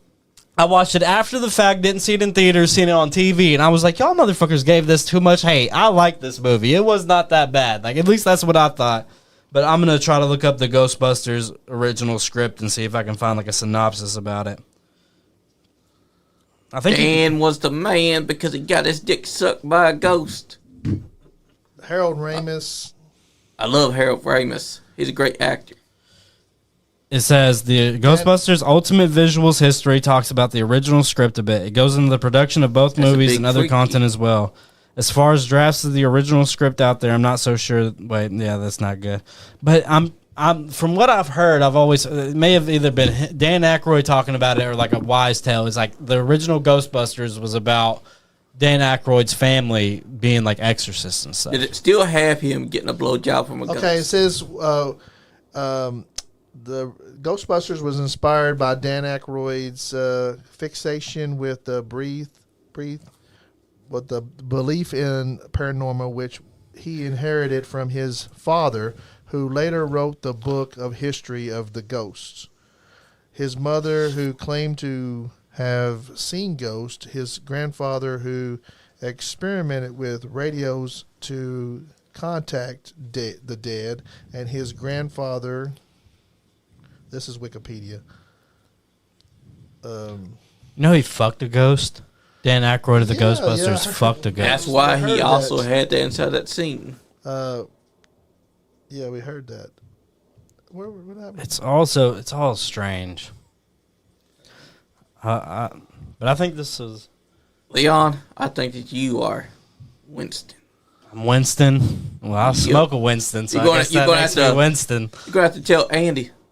That's one big Twinkie. I ain't scared of He no breaks that joke. Twinkie apart. I ain't scared of no ghost. What was there? There was Egon, Peter, Yep. There's Ray. Peter, Ray, and Winston, right? Yep. And then there was the And other guy. And there's Jane. Then I mean, it was the little real. it was Venkman, which was Bill Murray. Then they had Ray, which was Dan Aykroyd. Ray Stantz, which was Dan Aykroyd, and then you had Egon, which was I forget his name. Harold Ramis. Harold Ramis, yeah. which has passed away. And then you had Winston, which was Zeddemore. yeah. And then you had the guy from Honey I Shrunk the Kids. Yes. Yeah. Rick Moranis. Rick Yep, Moranis. Rick Moranis. That was a great show. That was a great movie. One of the first, like, that was, I think Ghostbusters was probably the first, like, it's not a horror movie, but it's like the first kind of turn on into ghosts and stuff. For, at least for me, like, I'd seen Casper and stuff, but like Ghostbusters was kind of like that first push into like the dark where you like. I remember I was scared of watching the Ghostbusters at one point in time. Like, I watched it really young, but like, it's a great movie. I love Venkman's character because you need that one guy that's going to be a skeptic. And he spends the most of the movie every time they act like something's a ghost. He spends most of it trying to debunk it. But then when Slimer slimes him, he's like, I got slimed I think by a fucking ghost. I think Ghostbusters, if you're talking about like movies like that, like it's got to be up there with like The Shining. It like does. the concepts that Ghostbusters has, you know what I mean? Like it's up there with like some of the great. I wouldn't classify. Would you all classify Ghostbusters as like a horror movie? It's more of like a comedy, but like It's it has definitely those a comedy. it has those elements of. It's more like a comedy ghost story movie, I guess. a comedy black horror. Because I mean, because Got it, the it horror had a elements and you didn't it got have a comedy. was the first Ghostbusters the guy that was in the painting, or was that the second? That's the one? second one. the I second mean, one, it had legit. The second one had a legit evil guy. Yep, like he Vigo. was Vigon was a scary motherfucker. Vigo the car. Who was the bad guy in the first one? The first one was Zool. It was like Zool, bro. There is no Leon. There is only Zool. Yeah, my favorite thing Zool about was the a first legit movie is that evil guy too, I guess, right? I think Yeah. that was an actual demon too. Yeah, that they, legit like, demon. yeah. Vigo the Carparian. Is anybody else like? We've all watched like the Ghost Adventures, Ghost Hunters, and when they talk about like demons on the show, like I kind of want to turn it off. Like, is this thing gonna come through my fucking TV? Oh yeah, they say if you Their shit's say a great, though. demon's name, that like they can come to you and talk. Yeah, to you. do Like, not like, say their name can because come- they will latch on to you. like what Solomon and was it Solomon? King Solomon. King Solomon like built. Didn't he build like he had demons build one of the temples Yep. on maybe the temple on Temple Mount? Maybe I don't. Have you heard of the board game a Rap Rat? No, I haven't. You told me to. I watched a video but I've never played it. If anything is haunted, that game is being haunted, dude. Yeah. And I remember as a kid, I got a version of that Rap Rat game, and I put it in my VHS. I was maybe 6 years old at this point. My mom put it in my VHS and was getting it set up, and she was like, "You can just play this for a minute, honey. I'm going to make some tater tots or whatever she's going to warm up for me, right?" She leaves the room. I start playing this game, and it doesn't take 5 minutes alone with this rat, this fucking crazy demonic rat, before I'm screaming for my mother, "Please help me. Come here. Turn it off. I made her take it out of the house. I was like, "You take that VHS and that evil rat, you take that rat out of this house." Let me see. I'll find it real quick for you. Yeah. You want me to read another Lexington ghost story? Yes. Read that. It says, Please do. while All right. while the biblical. While the Bible doesn't explicitly state that King Solomon used demons to build the temple, some legends and interpretations suggest that he did, possibly through a magic ring or by enslaving a demon prince. Imagine being so fucking dope that you would slave a demon. Yeah. You're like, chopped hey, off a you're demon's like, head. you're like, motherfucker, you might be cool under there, but I'm cool up here. So, Yeah, I'm like, the you gonna fucking build this king. temple or what? Yeah, I'm not gonna say that demon's name, but they said in some interpretations he enslaved a demon. Could you imagine being that fucking based? Like, you're basically Man, that guy would be hardcore to the max. The Bible describes King Solomon's construction of the temple in Jerusalem focused on his wisdom and resources and skilled workforce. You want to hear about this rap rat? Yes. we know we hold no copyright to this, by the way. Yep. Showing you how having fun is the aim. Hey, Rap Rat's the name, the video board game. For kids who just want to have fun, so turn on your set, slide in the cassette play. Even that rap sounds fucking creepy. Yep. Video board game. So get mellow, get yellow, get the video board game, Rap Rat. He ain't no ghost, he's the most. The video board game, Rap Rat. Yeah, that It's sounds. over. It's all downhill from here. So, we've got a lot to unpack and a lot of questions to answer. First question, what am I looking at here? This is the video board game Rap Rat, the 1992 game that sees you try to collect the pieces for and assemble your cheese jigsaw puzzle before you run Who out the of time. fuck made The that game in itself is 1992? extremely simple. Just roll the die, and if you roll the right color, you collect one of your pieces to add to your puzzle. That's it. If that was the whole game, we'd be done. We'd be fine. But the game comes with a VHS tape. And on that tape is the real meat of the game, as that is where the creature lives. The Rap Rat. I'm the rat with Raz and all that pizzazz. I'm plastic Raz. and fantastic. I'm your very He's own gonna whiz and roll it. Rap rat. Yeah. This cryptid is the host of the show and our game master, determining the flow of the game and acting as the timer. See, Rap Rat here lives in a wall of cheese, and if you are unable to finish your puzzle He's by the gonna time cut that he cheese. eats all the Rick Ross cheese gonna on get his screen, ass. you lose the game. That is, if you ever get to the actual game, because after a minute-long intro of whatever this is, There are gnomes in your garden, and they play slides on pink electric guitars. Ha! And cats can talk. They just don't want to. Rap Rat comes Yeah, onto the that screen was and just fucking spouts creepy. nonsense for nearly 4 straight minutes. We own no copyright to Now this. I could be wrong, but I don't think I heard your song. So let's do it once more. I think the copyrights I'll give fully you a ran out on score. this. Everybody smile, please, and say cheese. Oh yeah! Right. Demonic. Right. After our gracious host has Right. finished introduction. Pause it for a Sound second, like Kenny. you saying die, If y'all die, like, die. I've always like playing video games, and I always had like a weird glitch in a video game where like the characters like do something fucking weird, like it stays on the character's face for too long. That shit creeps me out more than any fucking ghost story. Like you're playing a game and the dude's fucking face just sits there and it goes, brrrr. It's just this dude. He's like,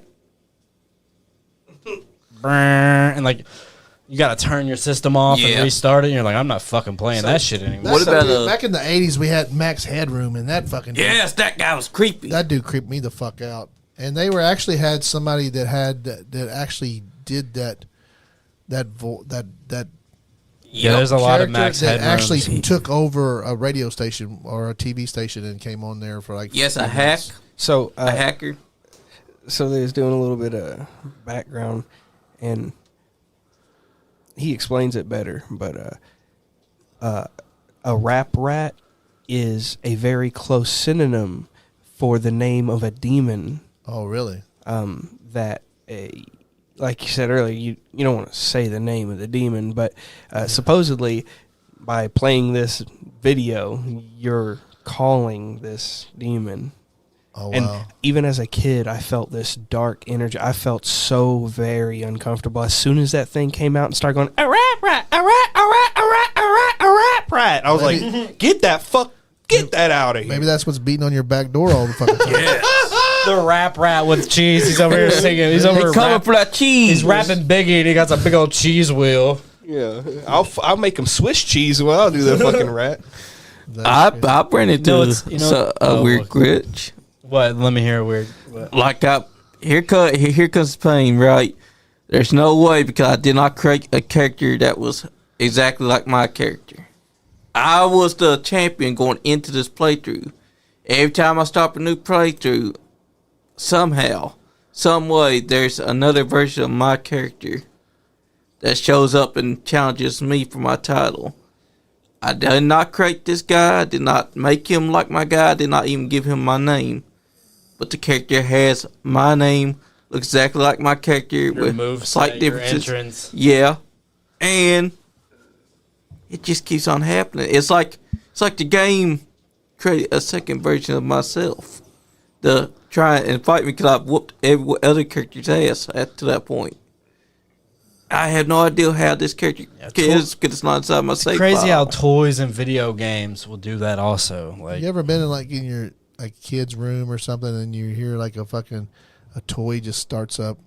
Hi, I'm fucking Jackass the fucking rabbit. Yeah. I'm Jackass the fucking rabbit. Hi, I'm Jackass the fucking rabbit, and I want to play with you. You talk about that. My little sister used to have these toys just outside of my room in a open play area, right? And in the middle of the night, these toys, just every now and then, I would hear one of these toys just start talking in the middle of the night, and it would wake me out of a sleep, and I'm like, what the who is out here playing with I wonder what that toys in is. the middle of Is that the like a night? is that like a ghost or a demon or just some kind of energy wave goes through your house and turns things on? I know. When my cousin Joe died, we were sitting outside. It was like probably a day after he died. We was all drinking and having like party time for a deceased person. You know what I mean? Stuff that you do when people die. And we're like, yeah, if Joe's here, make it be known. And at the time, Grayson had this little, like, it was like this cop car, little rolly thing. He gets on it and he rolls around, and it made like, and it would like light up red and blue, look like a cop car. And we was like, if Joe's here, make it be known. And of course, we were lights on the cop car, and we were all like, time to go inside. No. He was letting you know that he's and there. that's a house that that was his grandpa's house. My Uncle Joey lived there for a while. So, I mean, like, it's a place that he would frequent at some point in time in his life. So, like, yeah, it makes sense. He lived there as a kid. Yeah, so, like, yeah. Yeah, he lived a lot. There's a lot of time he was there as a kid. That reminds me, when I was a young teenager and I would go walking around, sneaking around the town at night, just exploring, doing ghost hunting. Well, there's a couple of parks that I would go to, and I would just sit on the swings, right? Yeah. And all the swings would just... One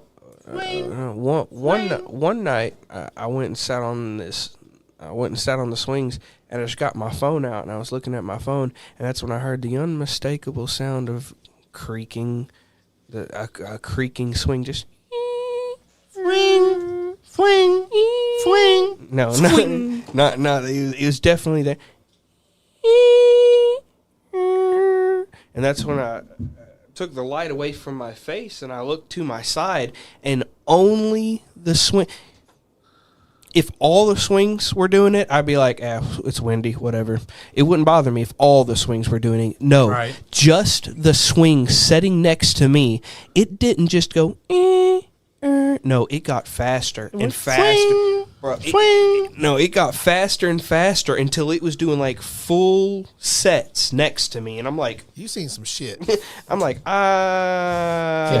smoked DMT while you were in the womb? Kenny has seen some shit. Yes, he has.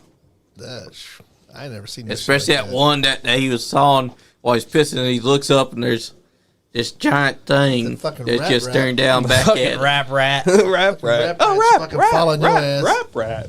You shouldn't have been playing that video because now you got cheese falling. Kentucky has its own Kentucky has a lot of weird things. You know what I mean? Like you drive down a road and they're like, "Oh, the goat man lives down this road."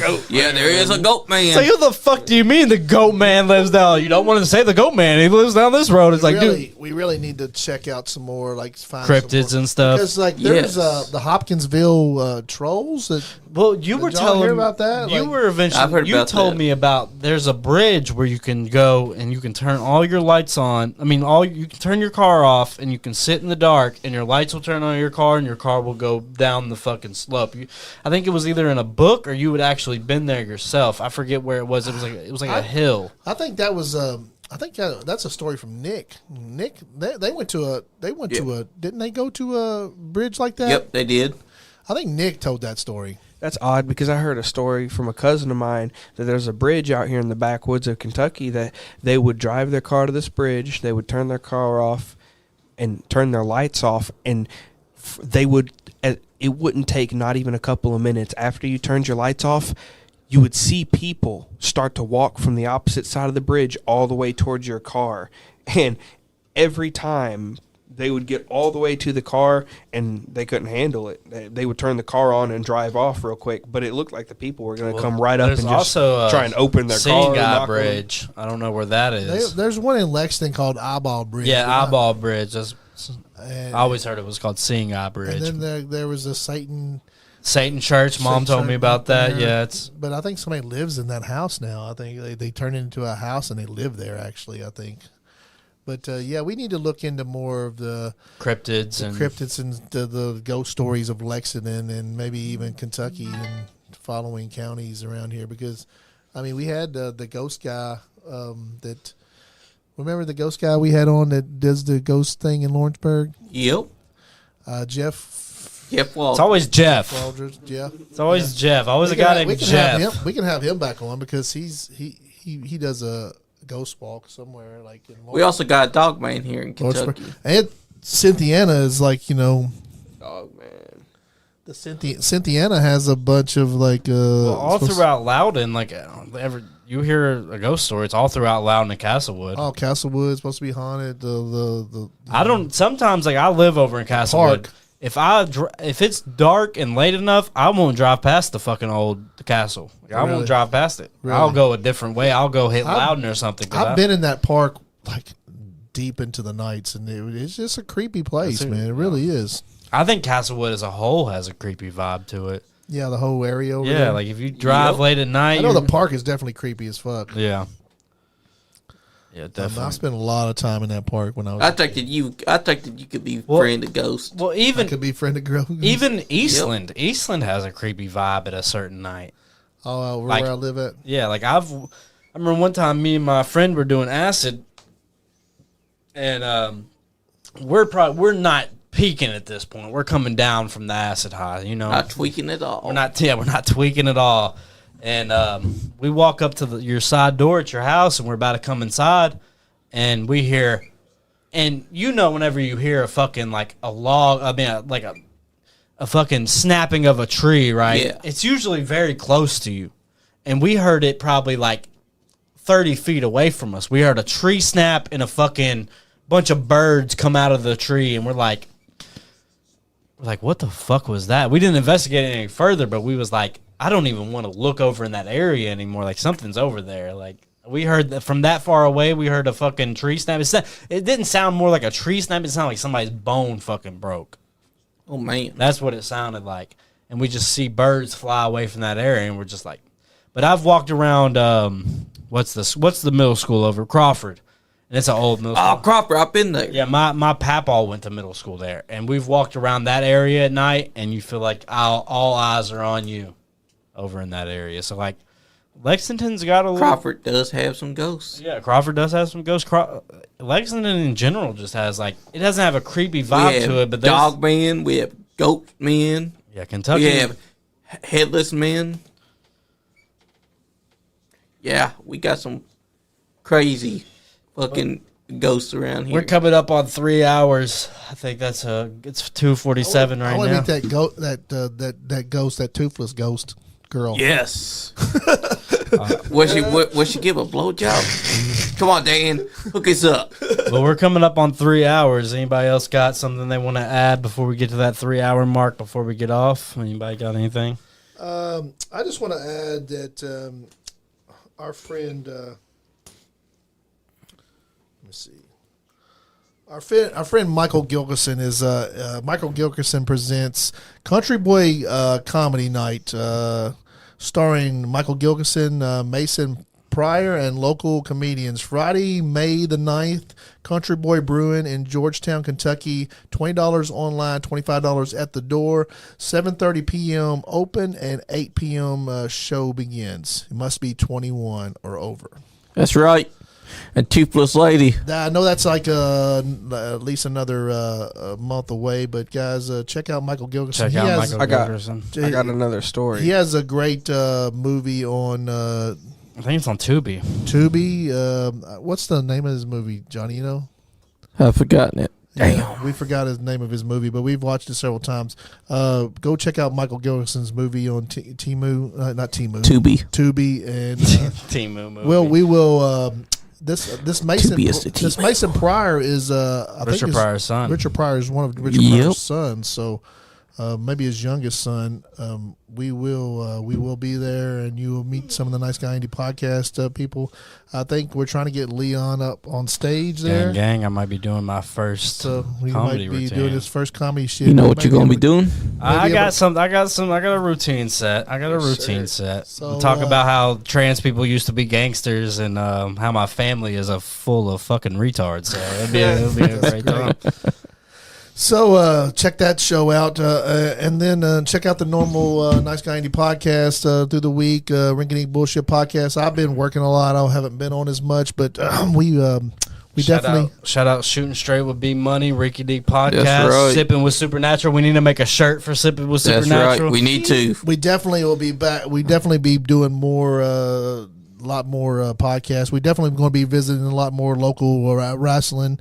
I think Johnny said something about how we're going to do some investigations. need to do would be that. Cool. I have a spirit box. and Because whenever- you know what? We also got Nick Haas, got the equipment. I mean, we could fucking Taylor don't work till 12. I got full reign on what we could do tonight. If y'all want to go investigate shit tonight, we could go fucking do it. Somebody'd have to film on an iPhone. I'd be real interested to see what that spirit box can pick up at Lock 7. Yeah, I mean, we can do whatever. Let's. Y'all be. It's flooded down there, so don't go down there today. Yeah, it's flooded. I mean, all the fucking creeks and shit are flooded and, right now.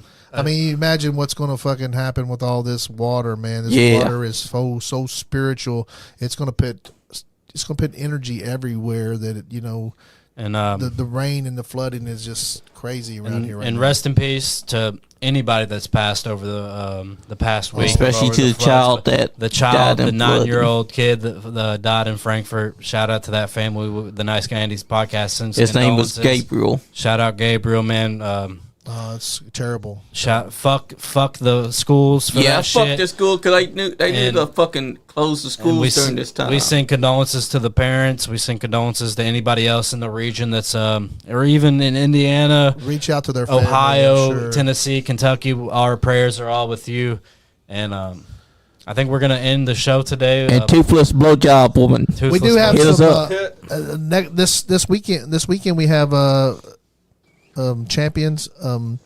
Weekend of champions. And also this Wednesday we got Bullpen Pro Wrestling's James Kendrick. Oh, James in the Kendrick's studio. going to be in the house this weekend. Me and Johnny will be down at Appalachian Mountain Wrestling watching the Weekend of Champions. Try to get Leon and Kenny down there with us. Yeah, come on, Leon. You got to enjoy it. And we're going to go down there and check out the show down there. Get some clips. I think it's a DX. DX is going to be at that show? Or is that a different show? I think that's going to be at Weekend of Champions. Okay, so check out Appalachian Mountain Wrestling on YouTube. Elite Wrestling Alliance on YouTube. Check those guys out. They got great shows. Ultimate Championship Wrestling is one of our sponsors too. And That's right. Check Good those guys people. out. They were very great. But check out all the clips that are on the Nice Guy Andy podcast page. Check out. Please comment on anything. Comment everything. If you have something good to say, something bad to say about the some wrestling, ghost stories. We would love your own ghost stories for Sip with the Supernatural. That's right, because we'll talk about them We do need to probably next episode. start that page maybe a new page or something that it's dedicated to that. I don't know. Maybe we'll see what we can do. I like to keep it all together, but we do at the Nice Guy Andy podcast. We do all kinds of topics at this point. Main thing we do is we cover professional wrestling, local, and the big stuff. Me and Leon are going to be at WrestleMania this April 20th. And while they're at WrestleMania, I'll be doing a watch party here. We'll be doing a watch party here. We'll be out at WrestleMania. We do cover local comedians. We're going to be having some more interviews with comedians. We're going to have some more ghost stories on. B Money's doing all the music of people in, and we'll have we'll have Nick Himes back in here at some point. We got Joe, our guy Joe and Killian. Joe Hitton, Big Beard Dudley, and y'all check out Calamity Jane. She has a show on Tuesday nights. She's and with she's us. about to start doing Monday shows. She's gonna cover Raw. She's gonna do Monday and Tuesday. Yep, I think she's gonna switch to Monday to do. She's gonna switch Raw. to Monday and start watching party and Raw. That's cool. Yeah. What else ever you got? To Well, say? I think Kenny had a story to send us off on. If you would Okay. like to get into your final story of the Sip with the Supernatural. All right, so at that same park with the incident with the swinging all by itself, late one night, me and my cousin decided to go explore this place, see if we could see anything supernatural. We're sitting on the swings, just talking, chilling, relaxing. That's when we see a flashlight pop on from behind this old white house. And at first, I'm noticing this flashlight, and she's talking. I'm like, hey, are you seeing what I'm seeing? You see that flashlight walking towards us? She turns and looks, and she says, yeah, who the fuck is that? I'm like, I don't know. And I see him getting closer and closer. I'm thinking, well, there's only a couple of ways to take this, right? So he gets this flashlight gets about 25 feet away from us, and I call out into the darkness. I say, hey, what do you want? No answer. They just keep walking towards us. But after I say this, they become faster. They're walking faster towards us, and my cousin just freaks out. She goes, fuck this, let's get out of here. She takes off running, so I take off running too. She trips and does a fucking front flip in the grass. And I run past her, and I have to stop and go and pick her up so we can keep running, right? As I'm picking her up, this flashlight wielding, I guess, fucking weirdo maniac is still walking towards us real fucking fast, right? So she's like, ah. Right. I pick her up. We start running again. We don't get past the tree line before we see all of these shadows, these shadow people drop out of the trees. So now we got a flashlight guy following us, and what seemed to be like a dozen shadows just drop from the trees and all started running at us. So we both took off fucking sprinting for the gate to my backyard. We get inside the backyard of the gate, just get inside and turn around, and all of it's gone. There's no shadow, there's no flashlight, there's nobody behind us except an empty park. That's pretty odd. It is. But yeah, I think this was a very successful second episode. We had Jeff on, we had Nice Guy Andy on. We went over a lot of topics, said some scary stories. That's right. We're definitely going to be getting into some investigation. That will definitely be cool. That's something that I've been wanting to do since 2022. Yeah, I'm down to do it. I mean, whenever we get the chance, we should do it. I think this was a very second successful episode. Shout out B Money. He couldn't be here tonight, but Nice Guy Andy filled in the spot. That's right. It was definitely a really cool episode. I had a great time talking with you, Johnny Lee. Nice guy. Black at Kenny Mulligan. Everybody. That was my send-off. We're going to do probably the next episode probably after I come back from WrestleMania, so I'll get with Johnny Lee and we'll figure out the details on that. You'll know. That's right. We'll definitely probably make a page. We need more in-house stories from all the fans, anybody. I don't care who the fuck you are. If you don't live in Kentucky, you live in Kentucky, just please, anybody out there Give us listening, some we need stories. some stories. Because, I mean, we can sit here and talk about shit all day, but I would love to hear the viewers' input on all these stories. So, Leon Lexington sending off. We'll get the details in the next episode. Johnny Lee, Nice Guy, Kenny, whoever wants to sign off next, y'all go. That's right. I want the blowjob ghost to really hit us up, though. I mean, think about it. Dan Aykroyd got his dick sucked by a beautiful, toothless, one-tooth ghost. Hey, if there's Why any- don't he send that to our way? If there's any beautiful little young ladies out there that want to like hook Johnny up with the BJ, we don't need him to fall in love because he's in love with the podcast. But we could use a little attention. This is Kenny the Black Cat signing off. Well, This is SuperFly John Lee, and fuck Icon Lee. He shouldn't have broke my neck. Ow, ow, ow. it's Nice Guy on the podcast, and you guys keep on keeping on. If you're not having fun, You ain't getting none. Dan Skippy.